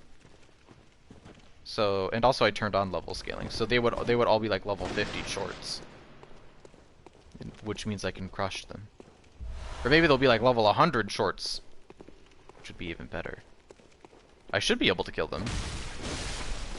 My build in The Witcher 3 is mad busted. Basically give you infinite XP and gold. Nice! My Witcher, if you have the Blood and Wine DLC, you get access to like the special mutation perks. And there is one mutation perk that gives you bonus damage for every point of toxicity, or like I think it's either you get more damage the higher your toxicity level is, or you get more damage from having more active potion effects. In either, I believe it's toxicity, and it scales, the toxicity bar scales really well with the damage. So my entire build is that I like max out the potion tree so that, one, having really high toxicity doesn't damage you. Two, you have like a ton of toxicity, like you can drink way more potions than normal, and then you also build it so that your potion effects last a long time, and also that oils last on your weapon forever, which are all just perks you can get. And then, every time you enter a fight, you open up your inventory, and then you drink every single relevant attack potion you can. and also every buff potion you want. Until you fill the toxicity meter all the way up, and then you just walk up to the enemy, and you mash the light attack button until they're dead. Because the amount of damage that it does is nuts. I didn't really use potions either. Potions weren't my thing in The Witcher. I thought they were annoying in a lot of busy work. But, I mean, because potions are the way they are, and the fact that every single potion gets restored by just one alcohol every time you rest anyways, if you have, like, a Swallow or White Raft, which are the two main healing potions, if you use those, you may as well use every single potion that you have all at once, because it won't matter. Because it'll all just get refilled when you rest after the fight for your healing potion anyway, so that's why the potion build is really nice. And also, it makes you output an absolutely stupid amount of damage, and you just, like, you will, like, 3-shot bosses. If you get that spin attack, that light weapon that you get for light attacks, where you hold down the light button and you start, like, whirlwinding, you can literally, like, chainsaw bosses with that. It's so ridiculously strong. It's one of the strongest, builds you can make in The Witcher. It's how I've been like cruising down Death March difficulty with no trouble at all, is because I can spam that so hard. And it's nice because oils, if you have good oils, you can literally just open your inventory, equip the right oils, the right potions for any encounter. If you know what the type of monster is, you can just be like, oh, I want this, this, this, and this.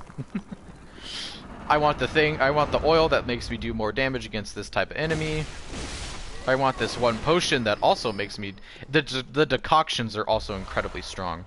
Like how you make the decoctions from monsters and stuff. Because those decoctions include stuff like... there are like a lot of really good attack decoctions. There's one that heals you based on the damage that you deal, is a monster decoction that you can make. That decoction is broken when combined with all the other stuff, because not only does that perk from Blood and Wine make you do absolutely crazy damage, in combination with the fact that you're probably using like Thunderbolt, you're probably using a couple of other attack potions and decoctions, and then you do the one that heals you based on the proportion of damage dealt. This is the room. This is the most cursed room in all the Chalice dungeons. It's my least favorite room. It has Snatchers in it. It has Old Lords. It has dogs. It has spiders. It has normal enemies. It's actually the worst room in all of the Chalice dungeons. It's this one. Is this dark room right here. It sucks balls. It has every single worst kind of enemy in it all in one spot. All of the annoying ground enemies. It has all of the annoying dogs. It has an old lord. It has a mini boss. It has snatchers in it. It has literally everything in that one room. Like, why? Why? What combat designer from Software said this isn't even a randomly generated room? This is a preset one. Who said that this was okay?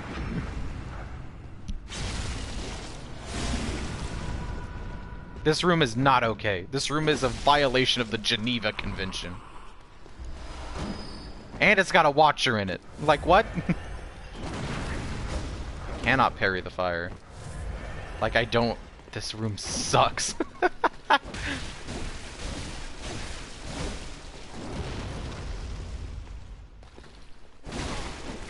Woo! Upgrades I don't get. Yeah, the upgrades are very strange. And The Witcher 3, a lot of like the potion upgrades and stuff are like very... Is obtuse the correct word? They're very hard to understand, and like you have to like get recipes first, and only then can you make it. Only got about 18 hours into The Witcher 3. I don't think I have that many hours. I don't think I might have like 100 maybe. Witcher 3 is a banger of a game. I won't play it on stream because I've already played it, and the whole point of that game is the story, so there would be no point in me playing it again. I'll play Bloodborne a lot. Oh god, the headbutt. This is definitely the ROM chalice, isn't it? I thought the ROM was in the defiled chalice. Is it both? Am I dumb? God, so many spiders.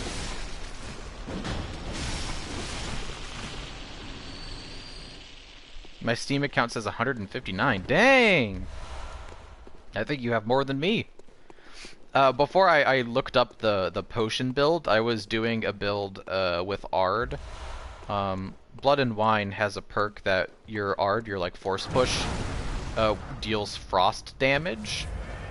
And also, because of course Ard can knock enemies flat on their back.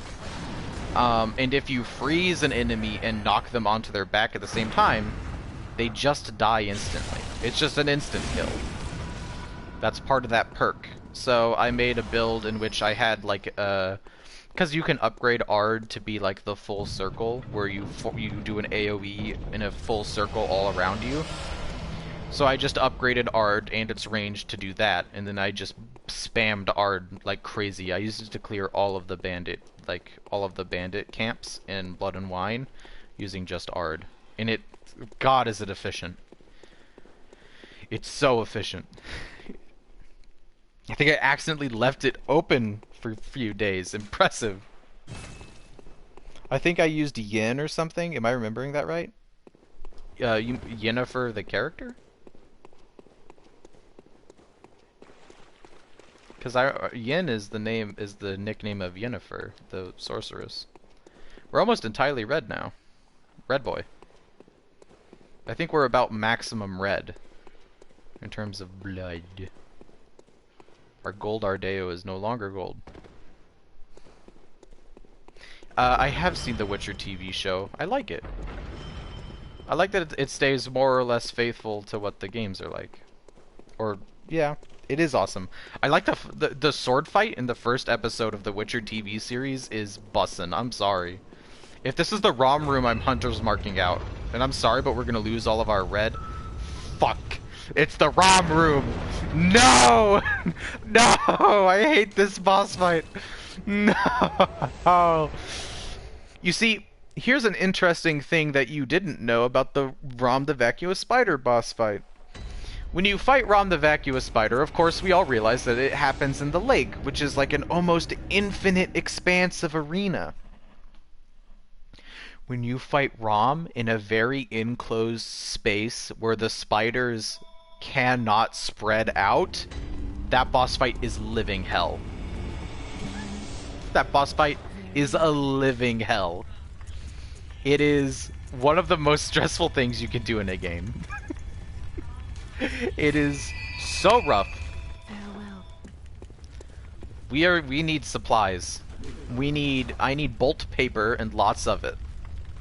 I need perhaps max bolt paper if I want to tussle with this bad boy. We need to come. It's time for the come dungeon. I was thinking of Yurden. Yurden's the protection one. I also use that one a lot.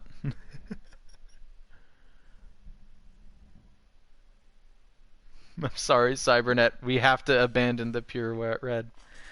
Goodbye, Cybernet. See you around, buddy. I think Yurden's the protection rune. Its basic form, where you just cast like a one-tap shield around yourself, is okay, but it's not worth like the stamina cooldown. But when you upgrade Yurden to make the bubble shield, whoo! Did I like to cheese the game with that?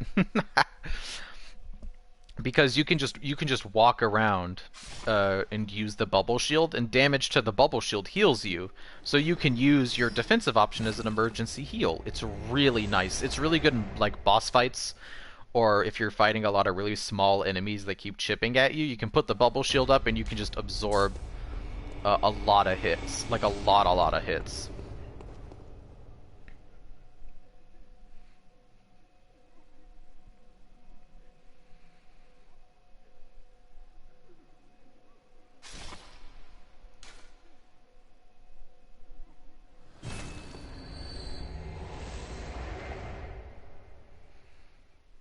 Which is why I also liked Yurden.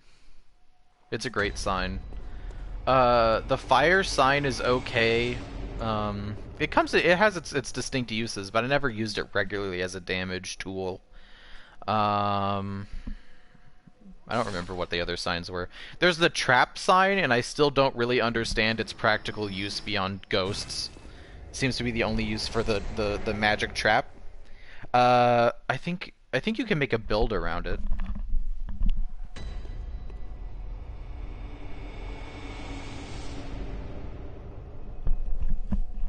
Sorry, I was fixing my hair beneath my headset. My headset has messed up my hair. The magic trap rune, I think it has an upgrade where you place it and it becomes like a little zap turret and it will shock enemies, instead of being like a weird circle of runes. Because it slows enemies down, is its whole point, is that it just makes enemies slow. But I never really found like a use for it in practice, because it's hard to get enemies to walk inside of it, even if you upgrade its range. I didn't use it very often. Except, of course, when you're fighting ghosts, you have to put it there to do damage to them at all. So I'm sure there's some way that it can be absolutely busted. There's a lot of ways you can break the difficulty of The Witcher. I'm trying to remember. I think that's all the signs. The push, the fire, the protect, the trap. I don't remember any other runes.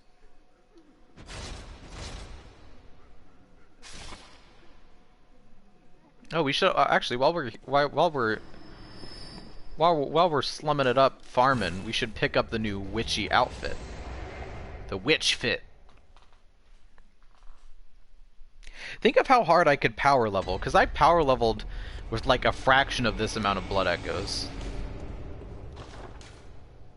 I could probably gain some sick, nasty levels. What should we start leveling up next? Our strength build is at 50, so our strength is now complete. What should we do next? Blood Tinge, Arcane, Skill? I'm thinking between Blood Tinge and Arcane. I would do a poll, but I guess I should explain what the difference is. Blood Tinge is stuff like blood weapons. Guns are Blood Tinge scaling. So weapons like the Shikage, which is the weeb blade, it's a katana. Those are all scale with Blood Tinge. And then Arcane, every weapon has some level of scaling with Arcane. But Arcane is what lets you use like the weird magic items, like Beast Roar and the Choir Bell and Call Beyond. And I kind of don't want to do skill weapons just because it's weapons, but again, and if we do a Blood Tinge build, we'll have to level skill anyways. And same with Arcane. Skill is not, it's not a broad enough category to be its own build. So I put it to vote because I'm willing to do either. Should we do an arcane build, or should we do a blood tinge build for our second playthrough of Bloodborne? Because I'm gonna New Game Plus to 7 with Hoker. Every progressive New Game Plus gets faster because we care less and less and less about side content, and it just becomes about going and fighting bosses. Because we won't have anything left to upgrade. We will have accomplished everything that we need. You understand? You get it.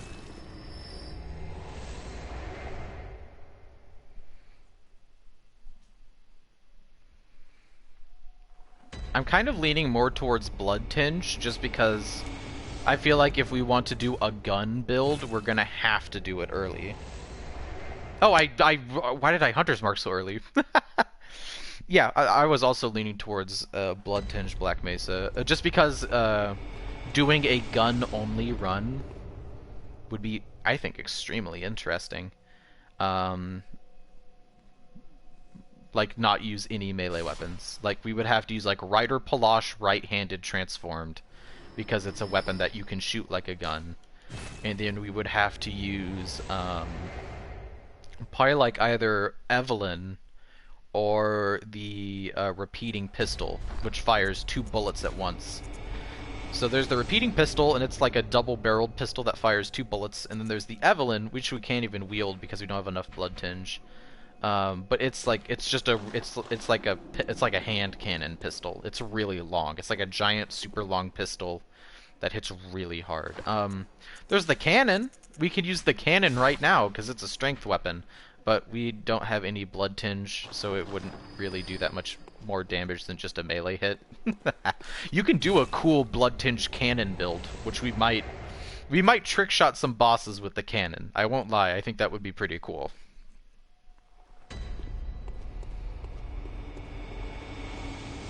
I should stop farming. I have way more blood echoes than I needed for anything I intended to do. I'm just still doing it. I need to stop now. We have enough blood echoes. It's time for me to cease farming blood echoes. What's considered the best gun? Repeating pistol, Evelyn. Those both deal the most damage and have the best scaling for guns. The choice between the two is different.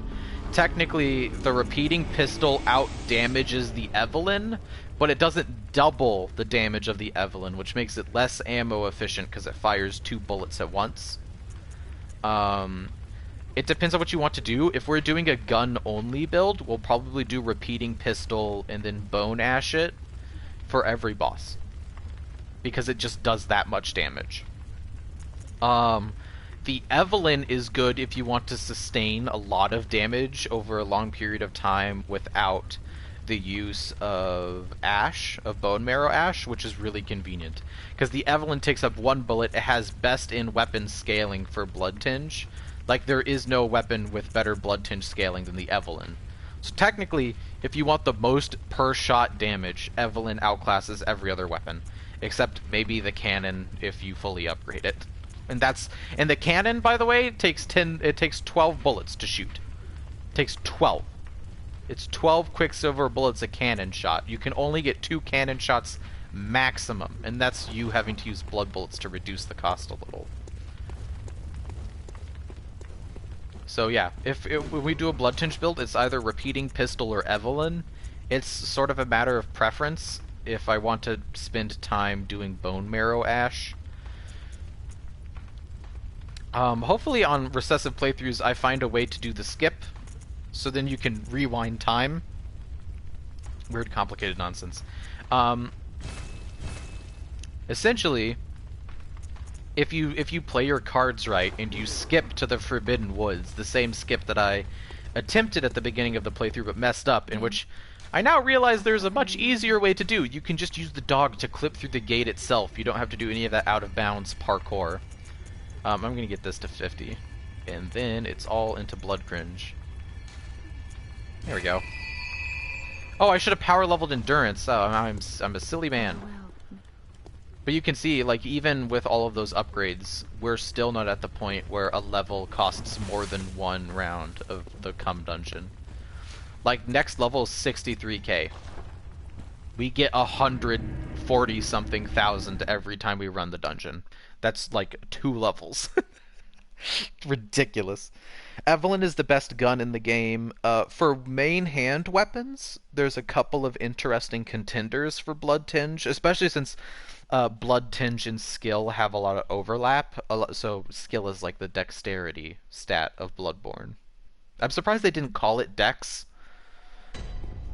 Whatever.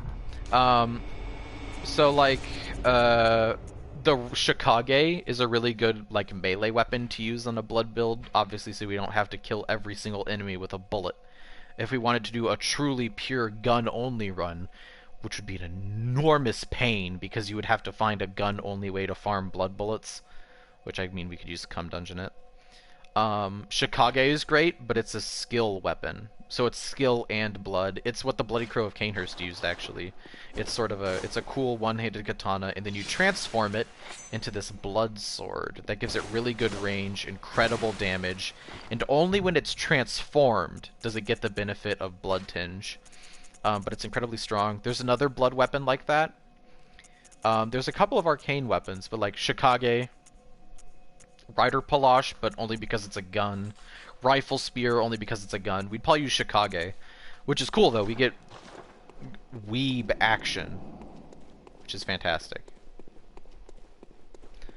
Oh, right, the outfit. Evelyn is considered the best gun for pure damage.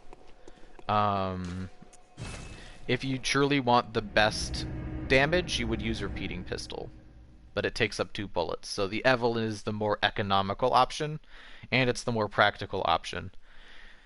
So like if you PvP with Blood Tinge, you would never use Repeating Pistol unless you plan to like trick shot instant parry kill someone, which would be wildly difficult. So we get a new outfit. We get the Bone Marrow Ash. It costs like 10 insight to buy, but it is a trick looking, very beautiful looking. We got the bony hands. We got the bony legs. We a wizard now. You can see that Hoker's disgusting nose actually deforms the mask a little bit and makes it more pointy than it normally is. So the mask actually changes depending on how messed up your character's face is. We're gonna kill Rom now. I bought infinite things, right? I made sure to buy... Oh, yeah. Oh, yeah. You know your boy bought all those bolt papers. We're going to need them to increase our damage against Rom. And when we do an arcane build, arcane is interesting because they're essentially like spells. All of the different arcade items are different spells you can cast, and they also take up Quicksilver bullets to cast. I think the only one we don't have is Tiny Tonitrus. No, we grabbed Tiny Tonitrus, right?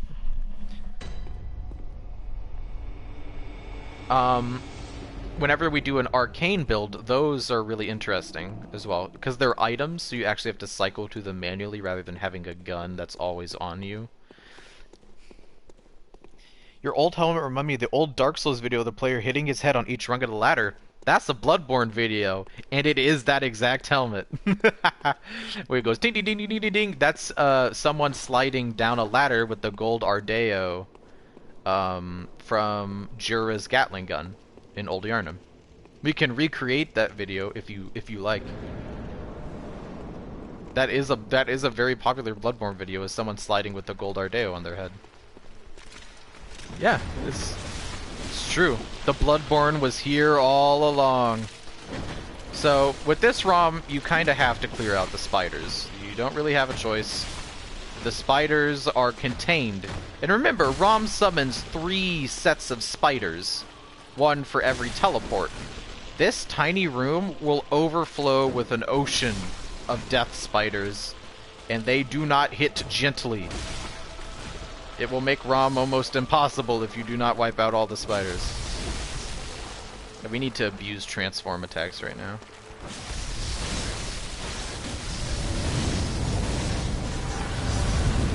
Oh god, I think I just accidentally phase skipped. Oh god. Please don't phase skip. Okay, we're about halfway through ROM's health bar. Rom now gets access to magic spells, which is gonna suck. Rom spells hit through walls, they hit through everything, they're instant kills. And of course, you cannot rush Rom down as you would normally because this tiny arena makes Rom a full wall of spiders that you cannot run through or else they will kill you. This boss fight sucks. It is extremely difficult because Rom does a lot of damage and also deals entirely arcane damage, which not many things have resistance to. It's certainly not this armor set. If we wanted a lot of arcane resistance, we'd probably be wearing like choir stuff. Graveguard has a lot of resistance. What's the choir set like? Choir has a ludicrous amount of arcane resistance. No, if we want, it's so rough. It's so rough. He dies so fast. God.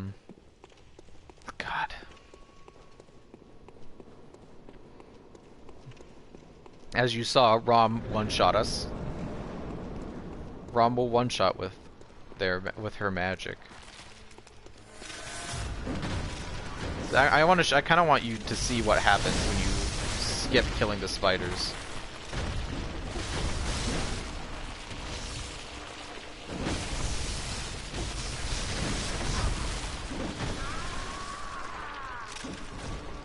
That happens. You can get one-tapped by the spiders. Do you see what I mean about Chalice Dungeon ROM? Sucks. Chalice Dungeon ROM sucks. I'm pretty sure it's the last boss of this Chalice. Sucks. The boss fight sucks. Rom the vacuous spider was not meant to be fought in such a tiny area. You can really feel it when you fight Rom in here, that Rom the vacuous spider is a boss that's meant to be fought in her giant arena in the lake. Because, oh boy, when you're not in Moonside Lake. Dang, just looked up the video. It's got like 23 million views. Also, Rom does indeed suck. Yes. It's a boss fight that is just ads, and the ads are strong.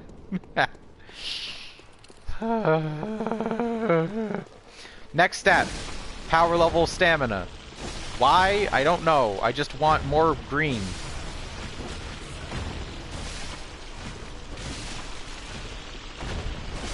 Also to help on like New Game +4 when we finally actually do a Whirligig run. Because Whirligig is really fun on bosses. But it's really bad at mobbing. It's not good on mobbing enemies. Swap. Hello, Rom. Hey, Sweaty. No, give me your juicy tinder hide, fool.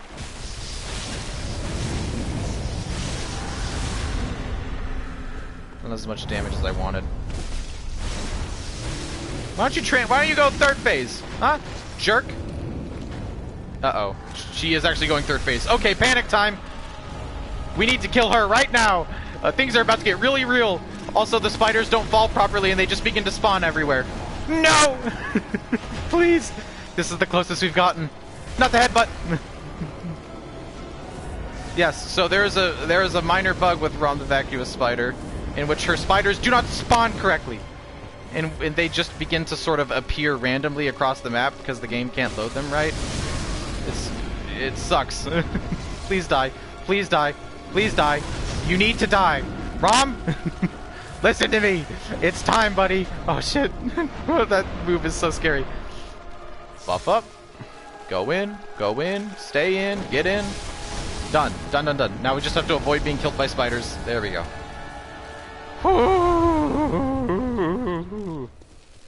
We did it, chat.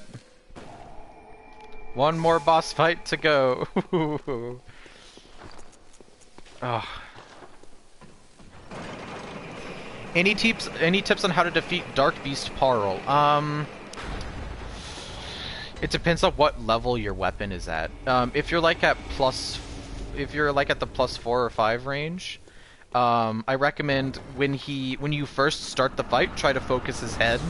If you do enough damage to Dark Beast Parl's head, you can get a cripple and you can get a visceral attack on him. If the head is a little too difficult to target, I recommend focusing on his front limbs. It's a dangerous spot to be for sure. But if you can try to stay just under his chest and target his limbs enough, you can get limb cripples. And whenever you get a limb cripple on Rom, he'll fall down and he'll lose his lightning, which makes him a lot easier to deal with. And if you can really keep the heat on him whenever he falls over like that. So if you're doing Dark Beast Parl, go for the front legs until you can get him to fall over. And once you get him to fall over, go nuts on his head as much as you can. Hope to God that you get a counter opportunity. Also use bolt paper if you have it, or not bolt paper, but fire paper. Put fire on your weapon for bonus damage. Oh, I already killed that thing.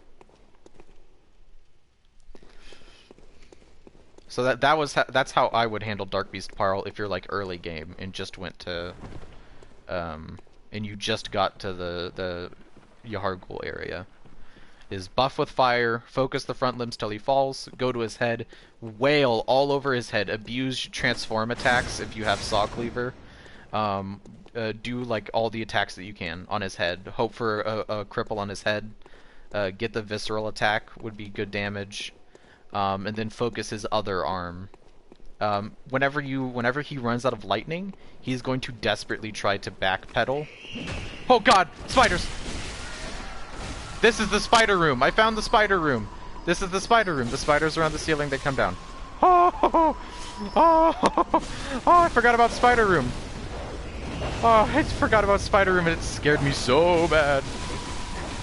I was like, where are the spiders coming from?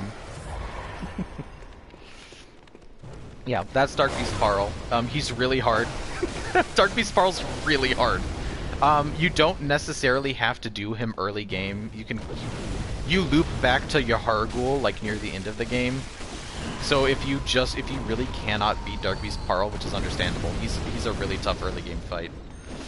You can upgrade your weapon way more, and then come back to Dark Beast Parl like late game, whenever you go back to Yahar'gul after you do Rom. And you can do him and he'll be a cakewalk. You just walk up to him and hit him during his opening animation and you'll just kill him instantly. We did it on this stream a while back. I forgot to do Dark Beast Parl until I already had like a +7 weapon. Alright, that's like 700 spiders, man. Come on. Stop it. No more. As soon as I kill them, like another fount of them is gonna come running up the steps. You need to die right now. There's a second one. I know there is. There's no way that many spiders was one. Oh, another player out here breaking stuff. It would be fun to kill him early game, but hard at the same... Oh yeah, it's tough early game. Early game, you gotta... I mean, we're gonna do a really hard Dark Beast Parl here in the Chalice dungeons.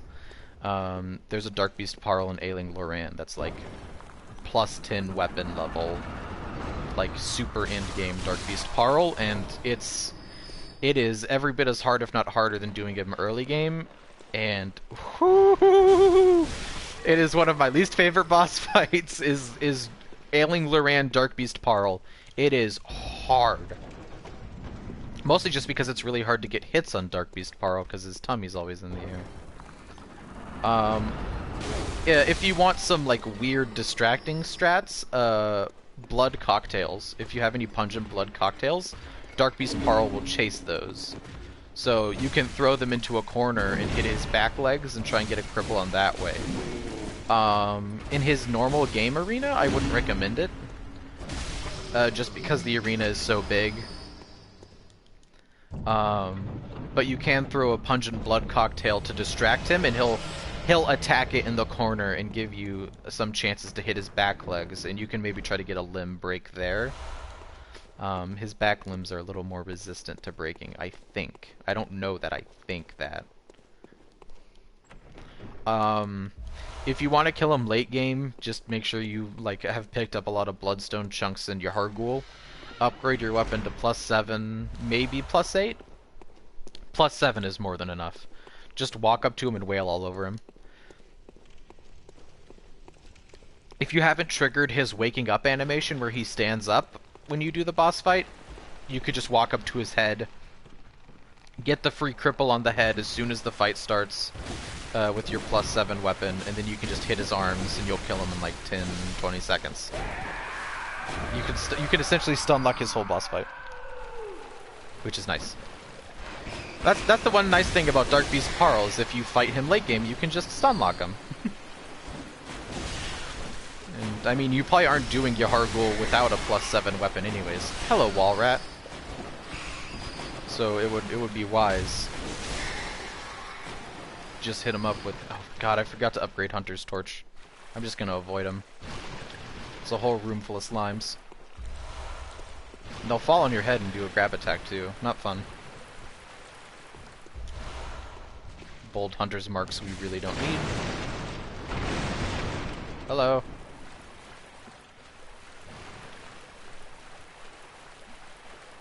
Rats. Oh no, a Scorpone. Hello, Scorpone. Dark Beast Parl is one of the tougher bosses in Bloodborne. It's no Orphan of Cause, to be fair, but my god.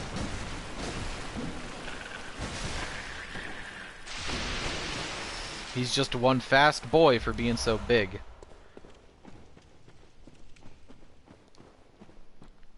It makes it really difficult to keep the pressure on him.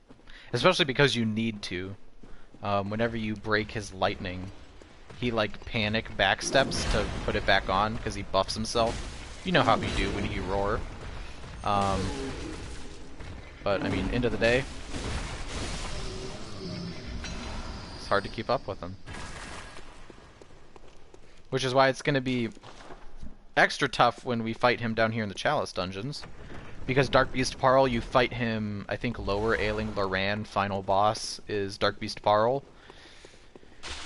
And you fight him in a very enclosed circular arena in which he takes up a pretty sizable portion of it. So it's really hard to make distance. It's hard to get heals in, and it's hard to get attacks in. And he's like really strong. He's like end game level strong Parl. So a lot of the strategies you see involve like buffing with fire, using pungent blood cocktails for distractions, and then getting limb cripples.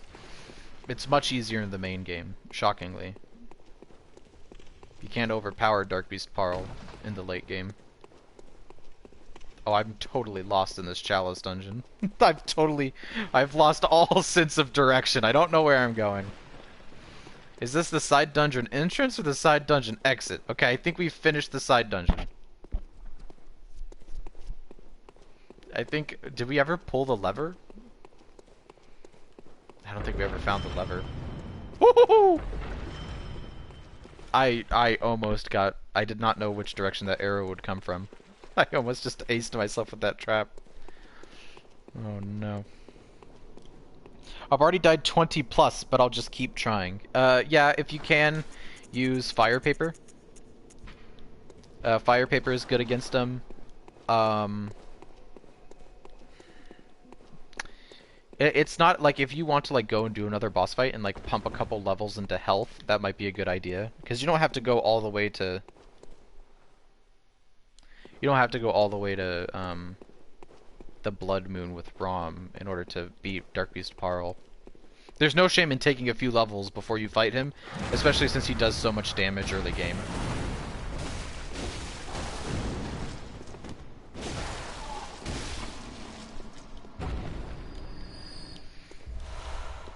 But yeah, focus the front limbs if you can.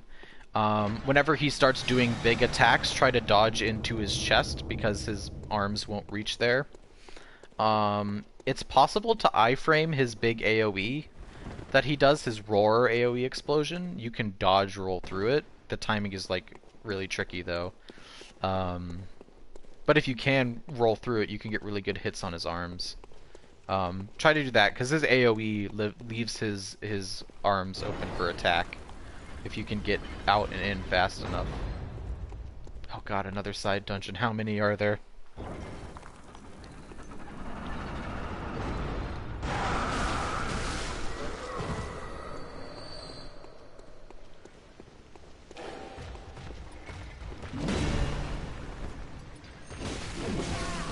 Ow. Woof. Ate a lot of hits I didn't need to. Is it the final boss here is the Thumeru Elder, right? The Thumerian Elder? That's a cool boss fight with the stick and the magics and such. You know how it is with the stick and the magics and such, Chad. You get it. Ooh, fire paper.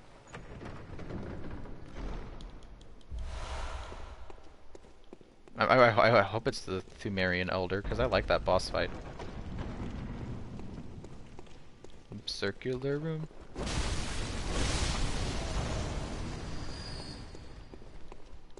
I think there's a spider spawner lady up here.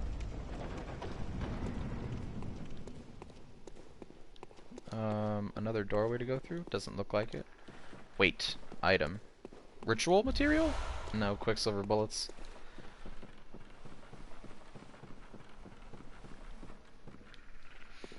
If you haven't maxed out your weapon with twin bloodstone shards, do that.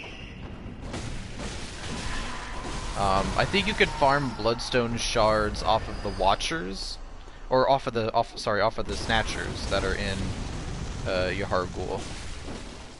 It's kind of a pain, but if you can make your weapon +6, you should have a much easier time with Dark Beast Parl. If you don't want to farm snatchers by like chain backstabbing them, you could always go to the woods after you do Vicar Amelia, because the woods have an absolutely ridiculous number of twin shards in them. I think it's like 20-something twin shards, and there's one chunk even in the woods, in the Forbidden Woods. So if you want an extra damage edge on Parl, because he can be quite tanky, try and get your weapon to +6 using twin shards, because you have a couple of good spots to farm for them. Even if you just want to like fight snatchers to get like 1 or 2, you can get to 8 pretty quick, I think. And if your weapon is already a +6, then it's just a matter of trying to learn Dark Beast Parl's attacks, which can be quite difficult because, you know, it's kind of hard to see Dark Beast Parl's attacks when he's teleporting all over the place and whatnot. I really hope there wasn't an invisible wall I skipped. I don't think there is.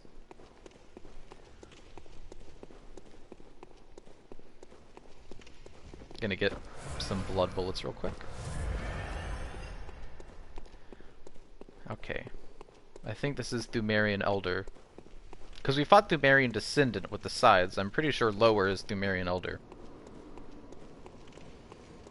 Hello! Peeky peeky! Oh, no, it's Defiled Beast or whatever. Bloodletting Beast, that's the one. Hey buddy! Another Chalice Dungeon exclusive boss. This one's pretty sick. It's a cool beast boy. Check him out!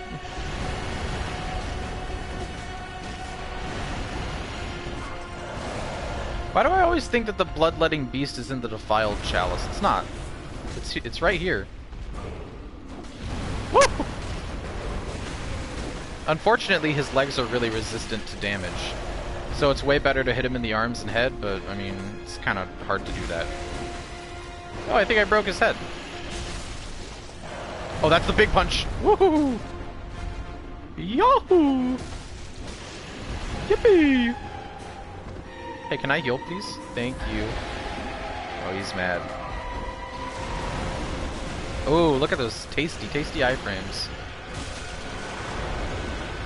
Your limbs are mine! Ow! He stepped on me.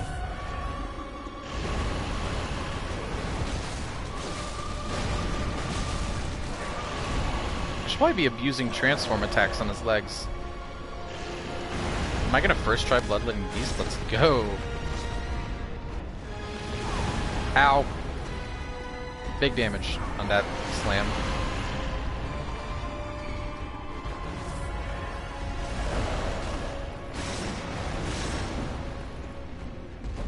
No, transform attacks are too slow for this enemy. Oh, head break! Give me the visceral attack! Yes!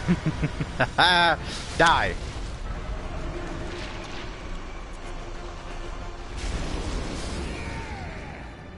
Let's go! We have the Defiled Chalice! The Defiled Chalice sucks! It sucks in a good way, though. It's just brutally difficult. We will, of course, have to do it. Because we do Defiled, then we get the Great Thumero Chalice. I believe. And then we need Is in the other just to... Because we don't have any of the items. We need Bastard of Loran, Arcane Haze, and Ritual Blood 4. We have none of those. We have some Blood 4. Not enough. We have some Blood 5. Which we need later. We have no Bastards of Loran, which is why we have to do the... It's the only reason we have to do like Ailing Loran Chalice is because we need those items. You can't do it without them. Give me more of the useless stat, please. It moved. The stamina bar just never moves in Bloodborne. Oh, it's so great. I'm just wasting levels on it. I should really stop leveling up endurance. It is not giving me any stamina. It's not useful.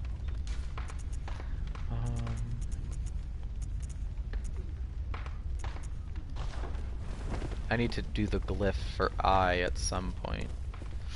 Okay. Next is Ailing Loran. Oh, there's Hinder Tomb. I forgot about Hinder Tomb. Oh, geez. How many Hinder Tomb chalices are there? By the way, Lower Thumeru Chalice is only depth 3. So the enemies we were fighting is not even as strong as it gets. The Defiled Chalice is depth 4, which is even stronger. And then there's depth 5, which is, I believe, as deep as you can go normally. And that's even worse. So we have to do Hinder Tomb. I forgot about Hinder Tomb. I think there's only 2 Hinder Tomb. So hopefully we do not have to suffer for very long, because we only have to do Hinder Tomb for a little bit.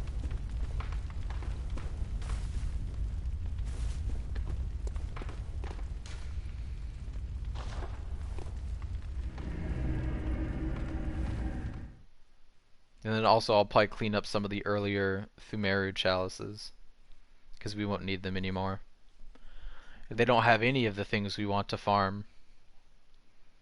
We need to do Hinder Tomb, because Hinder Tomb is going to give us the materials that we need to make Ailing Loran.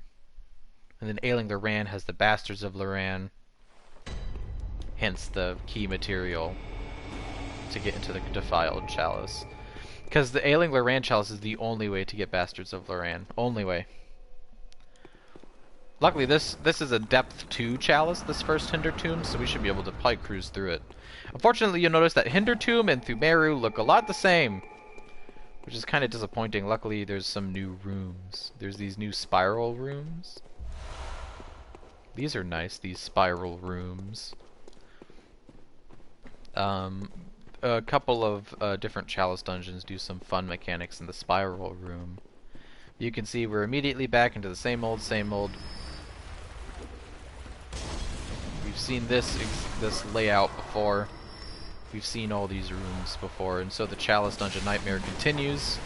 New minor enemies, though. Those guys are neat. Some new mining boys with their pickaxes and such. We have this, like, 3-tiered staircase room. Makes navigation a little confusing, but it gives access to 3 levels at once. That's new. There's literally nothing up here. 3rd level. I hear some commotion up here. Oh, a witch. Got some guys, got some dogs, all 1 tap, of course, because this is a really low depth.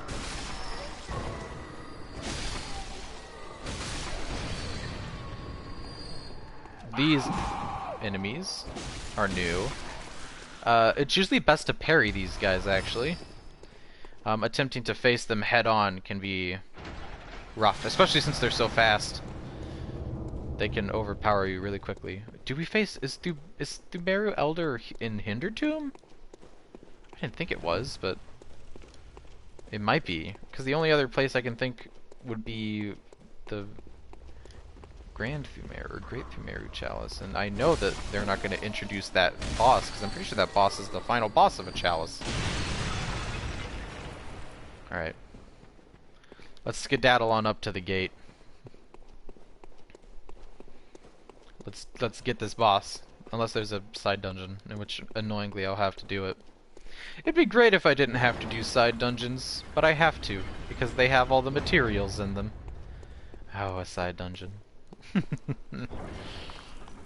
I mean, people watching, you've essentially seen most Chalice dungeon gimmicks until we get to the next one.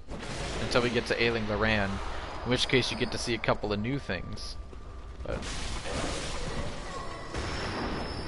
right now we're stuck in this particular hellscape.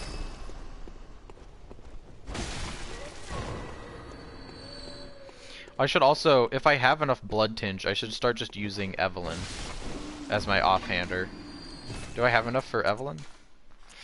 Nope, we need a little more blood tinge for Evelyn, but I would start using it as soon as I get it, because it's just better than the Hunter's Pistol in literally every way. Same animation and fire time, better damage, same ammo consumption. There's no reason not to use Evelyn over Hunter's Pistol if you can. Whoops. Hello. Oh, I forgot that they did frenzy damage.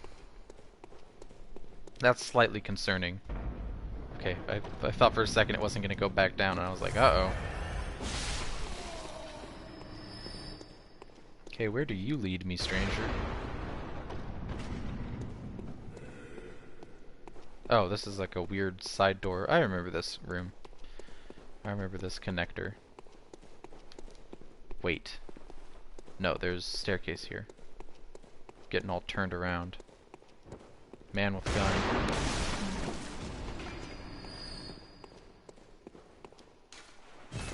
Dang it. Can't even pick up the Quicksilver bullets. We have max. Nope, not the shortcut back. We want to go up the ladder because we've never finished exploring that. Yes.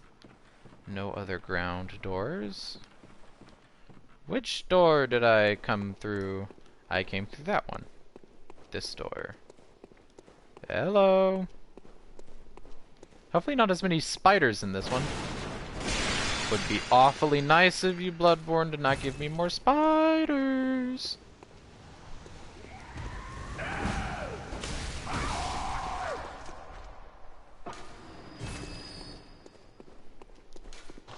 I'm gonna do, probably when I end stream, I'm gonna keep playing Bloodborne and farm.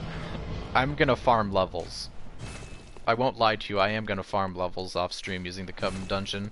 I've never been able to use the Cum Dungeon before. This is my first time ever using it, because False Depth Chalices and Reverse Depth Chalices are new. They're a new Bloodborne discovery. A new creation, if you would. So I've never had the chance to ever use them before. And I wanna see if I can print blood rocks and stuff off stream. I'll try not to do any of the mainline chalices if you still want to see them for some reason. It's just this over and over again. The only thing I'd want you to see is the boss fights. And a lot of the boss fights are repeats, like this one's just a bore. Talk about a boring fight. Bloodborne's really boring me to tears.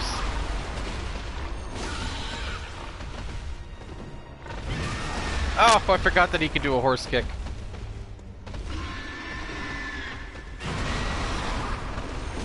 Uh-oh, I'm gonna bore right through him. Oh no. Oh! Good thing that I finished that before it got boring. I'll never live down that boss fight. That was great.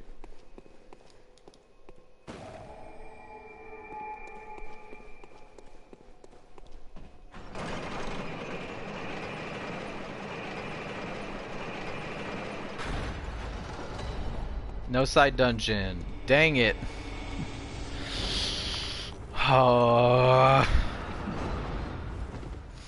It's clear, I'm sure you can all read the fact that I don't like doing chalice dungeons either.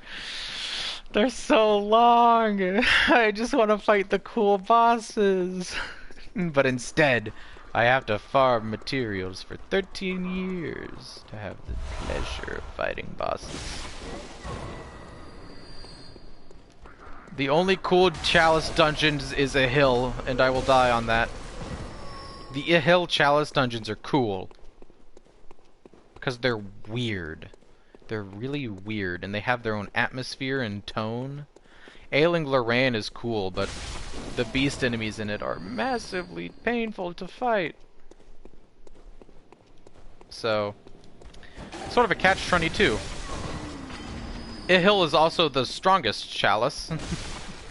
It's depth 5. I actually think that there is a way that you can do a special chalice skip and go right to the end of the chalices.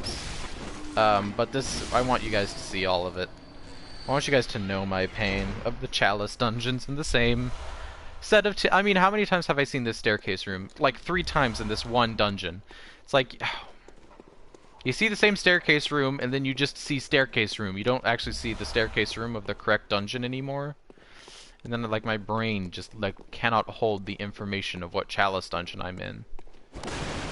The brain rot sets in. Oh, we have another fast boy. We got a dog.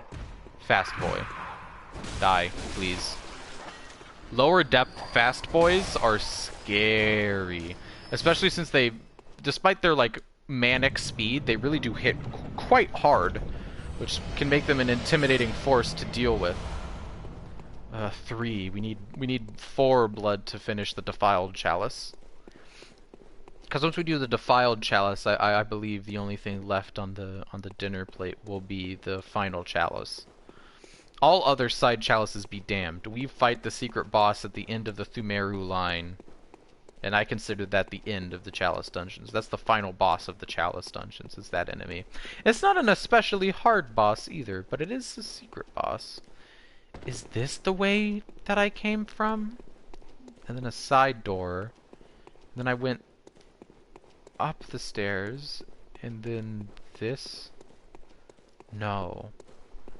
That was a circle. This way. And then I go... No. Yes? No. This is the ending chest. So I want to go this way. Then I want to go this way. And then there should be a second exit at the top. Yes! Oh god. It's such a maze. Because all the rooms are the same. So I don't remember what room has what doors. Oh jeez. Now we go. We did it. We found our way out. You know what the really nice thing about chalice dungeons is that bosses still give you insight the way that normal bosses do. So you see we have an absolutely ridiculous amount of insight right now. I don't really have anything to spend it on.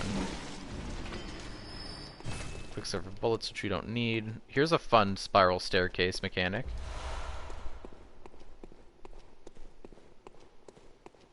Oh wait, no, it's not this one.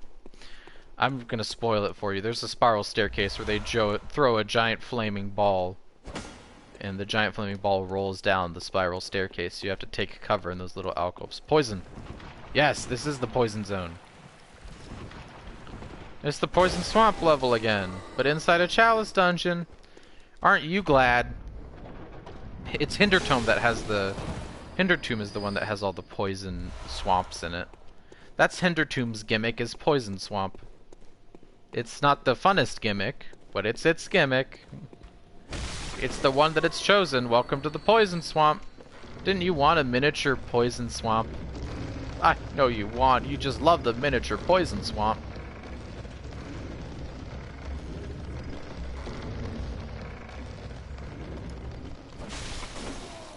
I feel like a rope that big wouldn't be that shaky.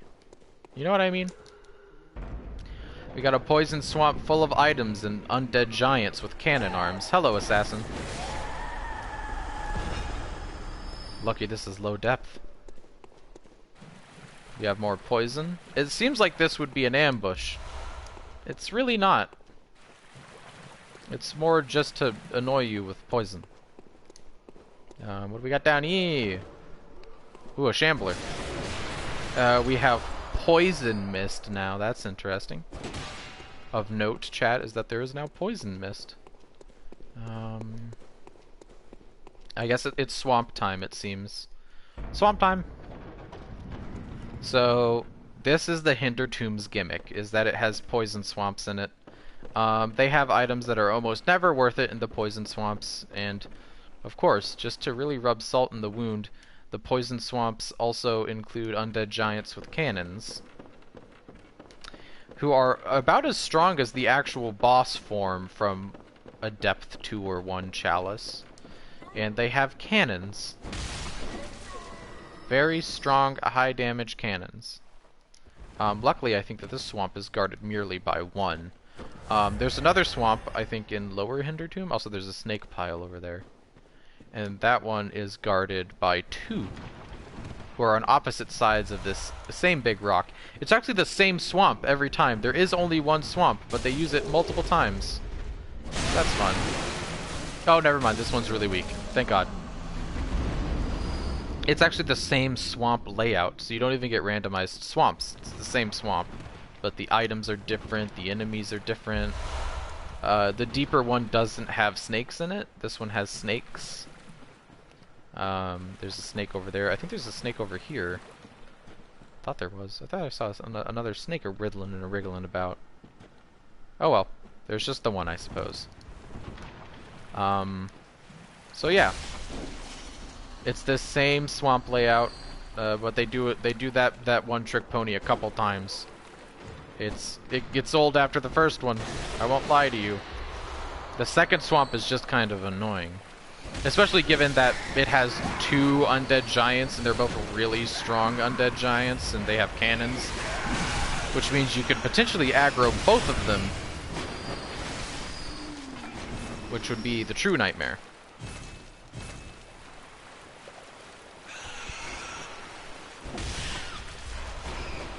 Some more tomb mold is always nice. We'll definitely need tomb mold for one of our important chalices, but I don't remember which one or what level of tomb mold. I believe Hinder Tomb requires tomb mold.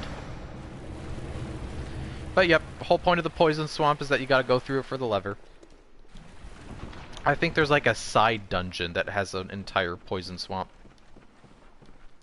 I think it's the only one worth exploring is the side dungeon one, because it has, if I remember correctly, I believe that it has 1 or 2 good gems. It has a couple of good blood gems in it, maybe. And that makes it worth going through all the trouble of walking through the swamp. I might be wrong about that, though, and I've just deluded myself into thinking that exploring that swamp was worth it in retrospect, when really it wasn't. Oh, Chad, I haven't asked how you've been doing all day. I've been streaming here for so long, but I never checked up on you, chat. I never saw how you guys were coping and dealing and living. How's it been? I've already explored everything up here, right? Yeah. That's the dead end item. How have y'all's day been? Mine's been pretty good, if you must know. I sort of woke up, and then I ate, like, applesauce and a banana for breakfast. And then I streamed Bloodborne. Actually, there was a paper cut stream. Forgot to trigger that when I came through the first time. There was a paper cut stream earlier today that was her playing Resident Evil 8, but I didn't catch it because I was asleep still. Because I sleep very late. I woke up at 1 p.m. today. I'm on summertime. Oh no, there are liars. Liars abound. Reeks of hidden path. That's a foul message. No hidden path here. Reminisce of hidden path. Pitiful, really. That's a fine note. Well, what do you say? It's a scourge of dullards. A fine note. Say foul to anyone who dares suggest there's a hidden path. Boss time. Please don't be a side dungeon. Please, I beg you. I hate you, Bloodborne. Why do you do this to me? I don't want side dungeons.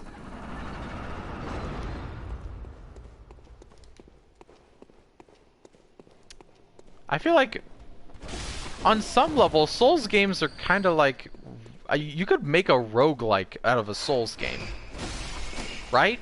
If they took the concept from the Chalice dungeons of randomly generated areas and, I don't know, flavored them up a little so they're all not the same, like, 20 rooms, I feel like you could make, like, a Dark Souls roguelike, right? And, like, certain, like, weapons and stuff could drop on, like, certain enemies or layers or locations. You could totally do, like, a Dark Souls roguelike. I'd like to see someone make that. I would play that a lot. I like roguelikes. And I like Dark Souls. I feel like people would really dig that idea. I feel like it really fits. I feel like it's a good fit for a Souls-like game. Because Souls-likes are all about steady progression. You'd have to find some way to keep the early areas challenging, though. Maybe it could be like weapon upgrades, because you know how you upgrade weapons in Souls games all the time. Maybe it could be stuff like weapon upgrades or something you obtain as you go deeper or something.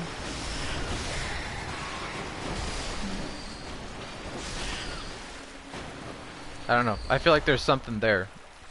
A Souls game that's a roguelike.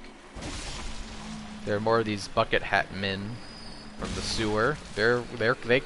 They make a comeback here in the Chalice dungeons.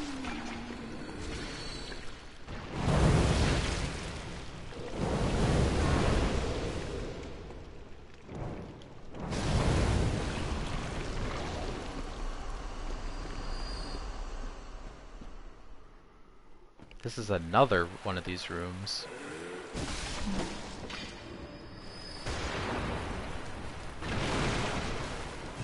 Now, how do I get up? Oh no, we were up in the main part of the dungeon, weren't we? So all that's left is the bottom part. No, I lied. You can go up.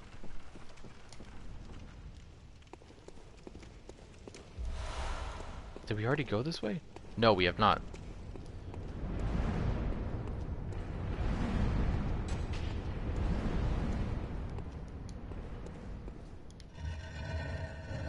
Really felt like that was going to be an ambush.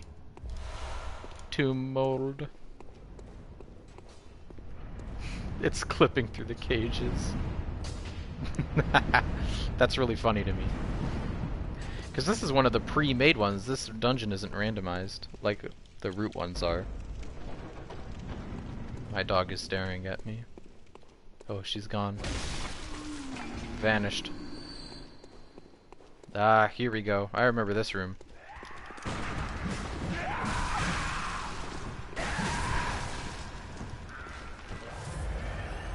See what I mean about the fast ones? Imagine if this thing did, like, real damage. It already hurt my health real bad, even without doing high damage. It's just that fast. One of those things, like Depth 5, terrifying.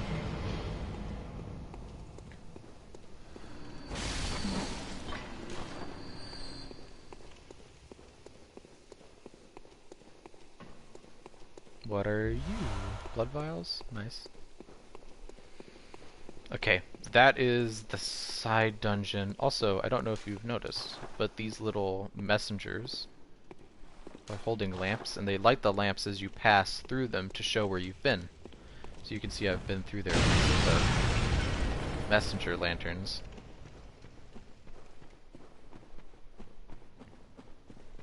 This is the way out. Yes. So it's a weird environmental detail, because I don't think it's ever explained. Nothing ever tells you that those little lanterns will light up as you pass through doorways to tell you where you've already gone. But they do! Game never tells you, though. Brain sucker? No, undead giant. Oh god, cannon! Cannon very strong, chat. I want to get that big growth on his shoulder. There we go.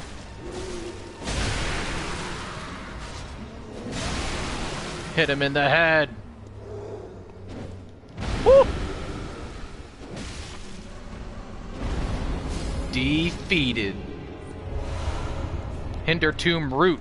Let's go. Let's go, Chad. Let's go. We're almost done with Hinder Tomb 1. Please, no side dungeon. Why do I always have to say that out loud? There's always a side dungeon when I say, please don't give me a side dungeon. You think after all this time playing Bloodborne, I would have memorized all of the Chalice dungeons, having done them quite a few times. Nope. I never do. I never memorize all the Chalice dungeons. This side dungeon is big. Great. It's just what I wanted.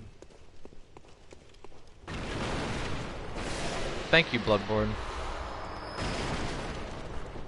Die. Die. Die. Die. Oh, great, there's a bell lady we gotta deal with. We no longer one-tap the miners. It takes 2 hits to kill them now. Okay, we're gonna have to rush down the bell lady. She's gonna cause us a lot of problems. You must answer for your crimes.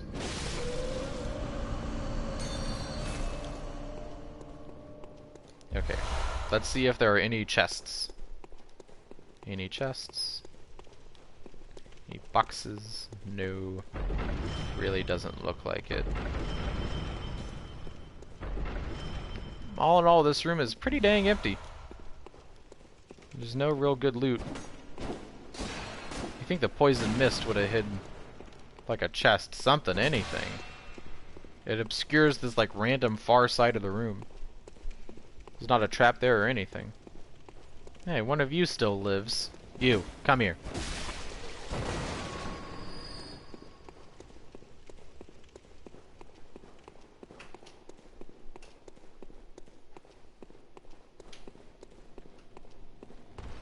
Oh, there's a second bell lady. That's where they came from.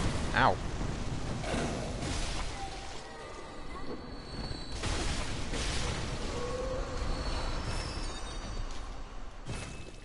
You have so many Quicksilver bullets.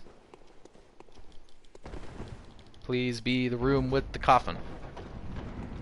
It is not the. It is in fact a nexus of several more rooms. The maze gets ever more intricate. Just like I wanted. It's what I asked for. I bring these curses upon myself.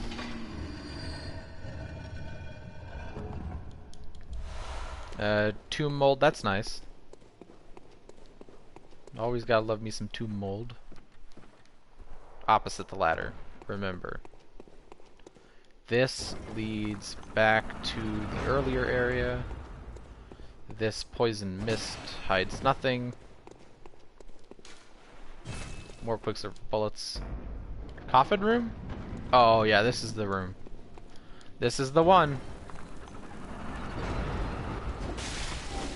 Thought you could sneak up on me, eh?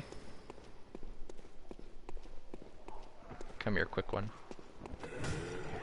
I'm sure that these berserker enemies have an actual name, but never bothered to learn it.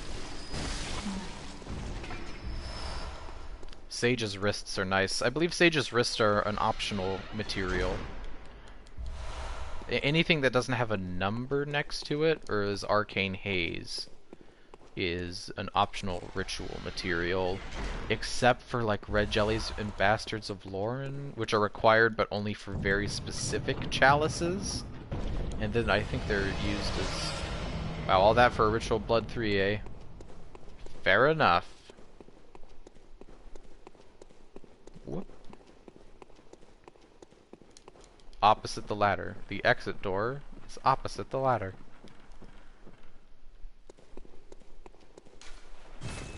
Why do I keep trying to pick up Quicksilver bullets like I already don't have a max? That's just more bullets. Don't pick it up. I couldn't resist. Oh, blood vial. One singular vial. Let's go. Are we still inside a side dungeon? We are. We are still inside a side dungeon. Oh, God. We haven't even gotten to the lamp yet. No way they have a final side dungeon after all this. This has got to be the only side dungeon on this layer. I refuse to believe that there could be this sprawling side dungeon and a second one. Alright, let's clear the main one quick. I'm getting antsy for that boss fight.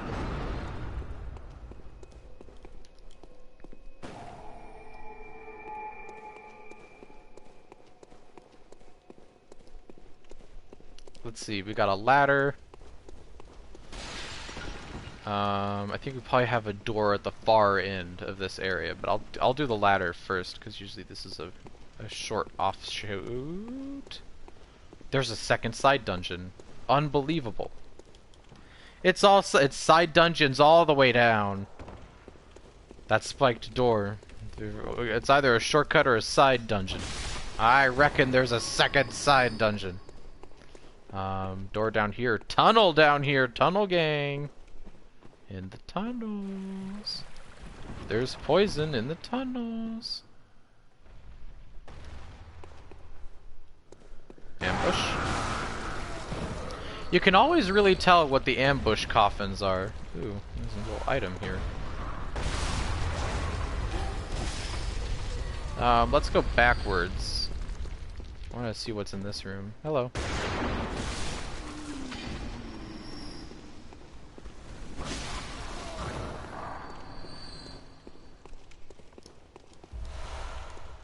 Ooh, that was a lot of bone marrow ash, actually. Terrible place to farm bone marrow ash, though. Ah, it is a shortcut. A booby-trapped shortcut, no less. I think I already accidentally destroyed the trap. There's a lot of pressure plates up here, actually. So that is just an elaborate shortcut. You don't really need antidote. That's always nice in the poison area. We should buy antidotes. We hit blood vial max again. That's nice. We need to do another cum dungeon run and then grab like an absolute buttload of antidotes just to have them. I don't foresee us really needing... Did I already kill this? Why are you dead? I haven't even been in this room yet and that thing is dead. Huh. I wonder if it was killed by that gunman. I didn't think those enemies ever fought each other. Let's follow the ball. Ooh, chest room.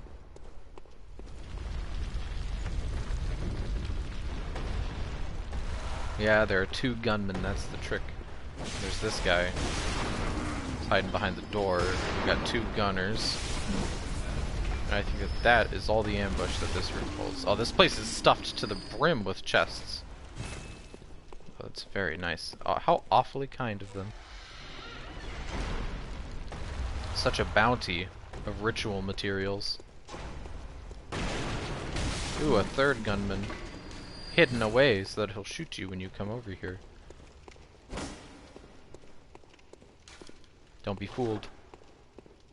I like that that message is placed in such a spot that if you stand there and read it long enough, you'll get shot by the ambush.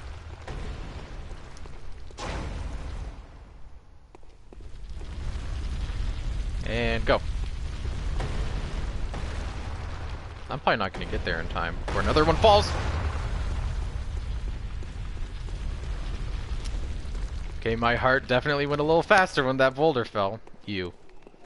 Die. Another triangle GM. Seemingly nothing else. The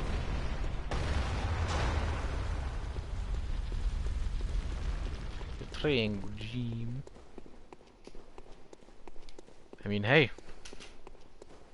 The spike door has been disarmed, so there may not be a second side dungeon after all.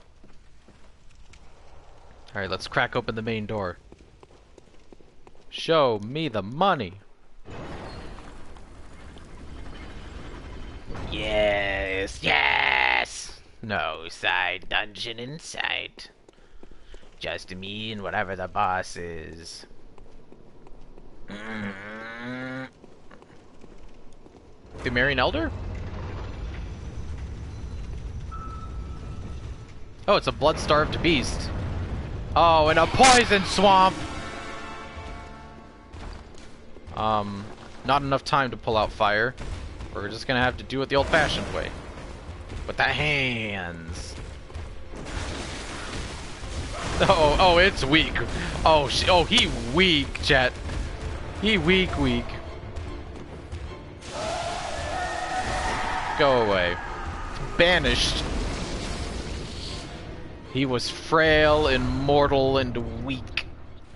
He did not deserve my time. Whew!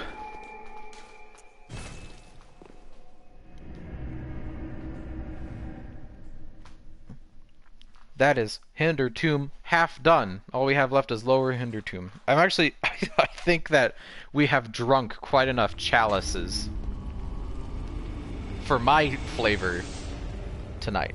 I think we've had enough. I think I've sated my fill of chalices. I think I have indeed.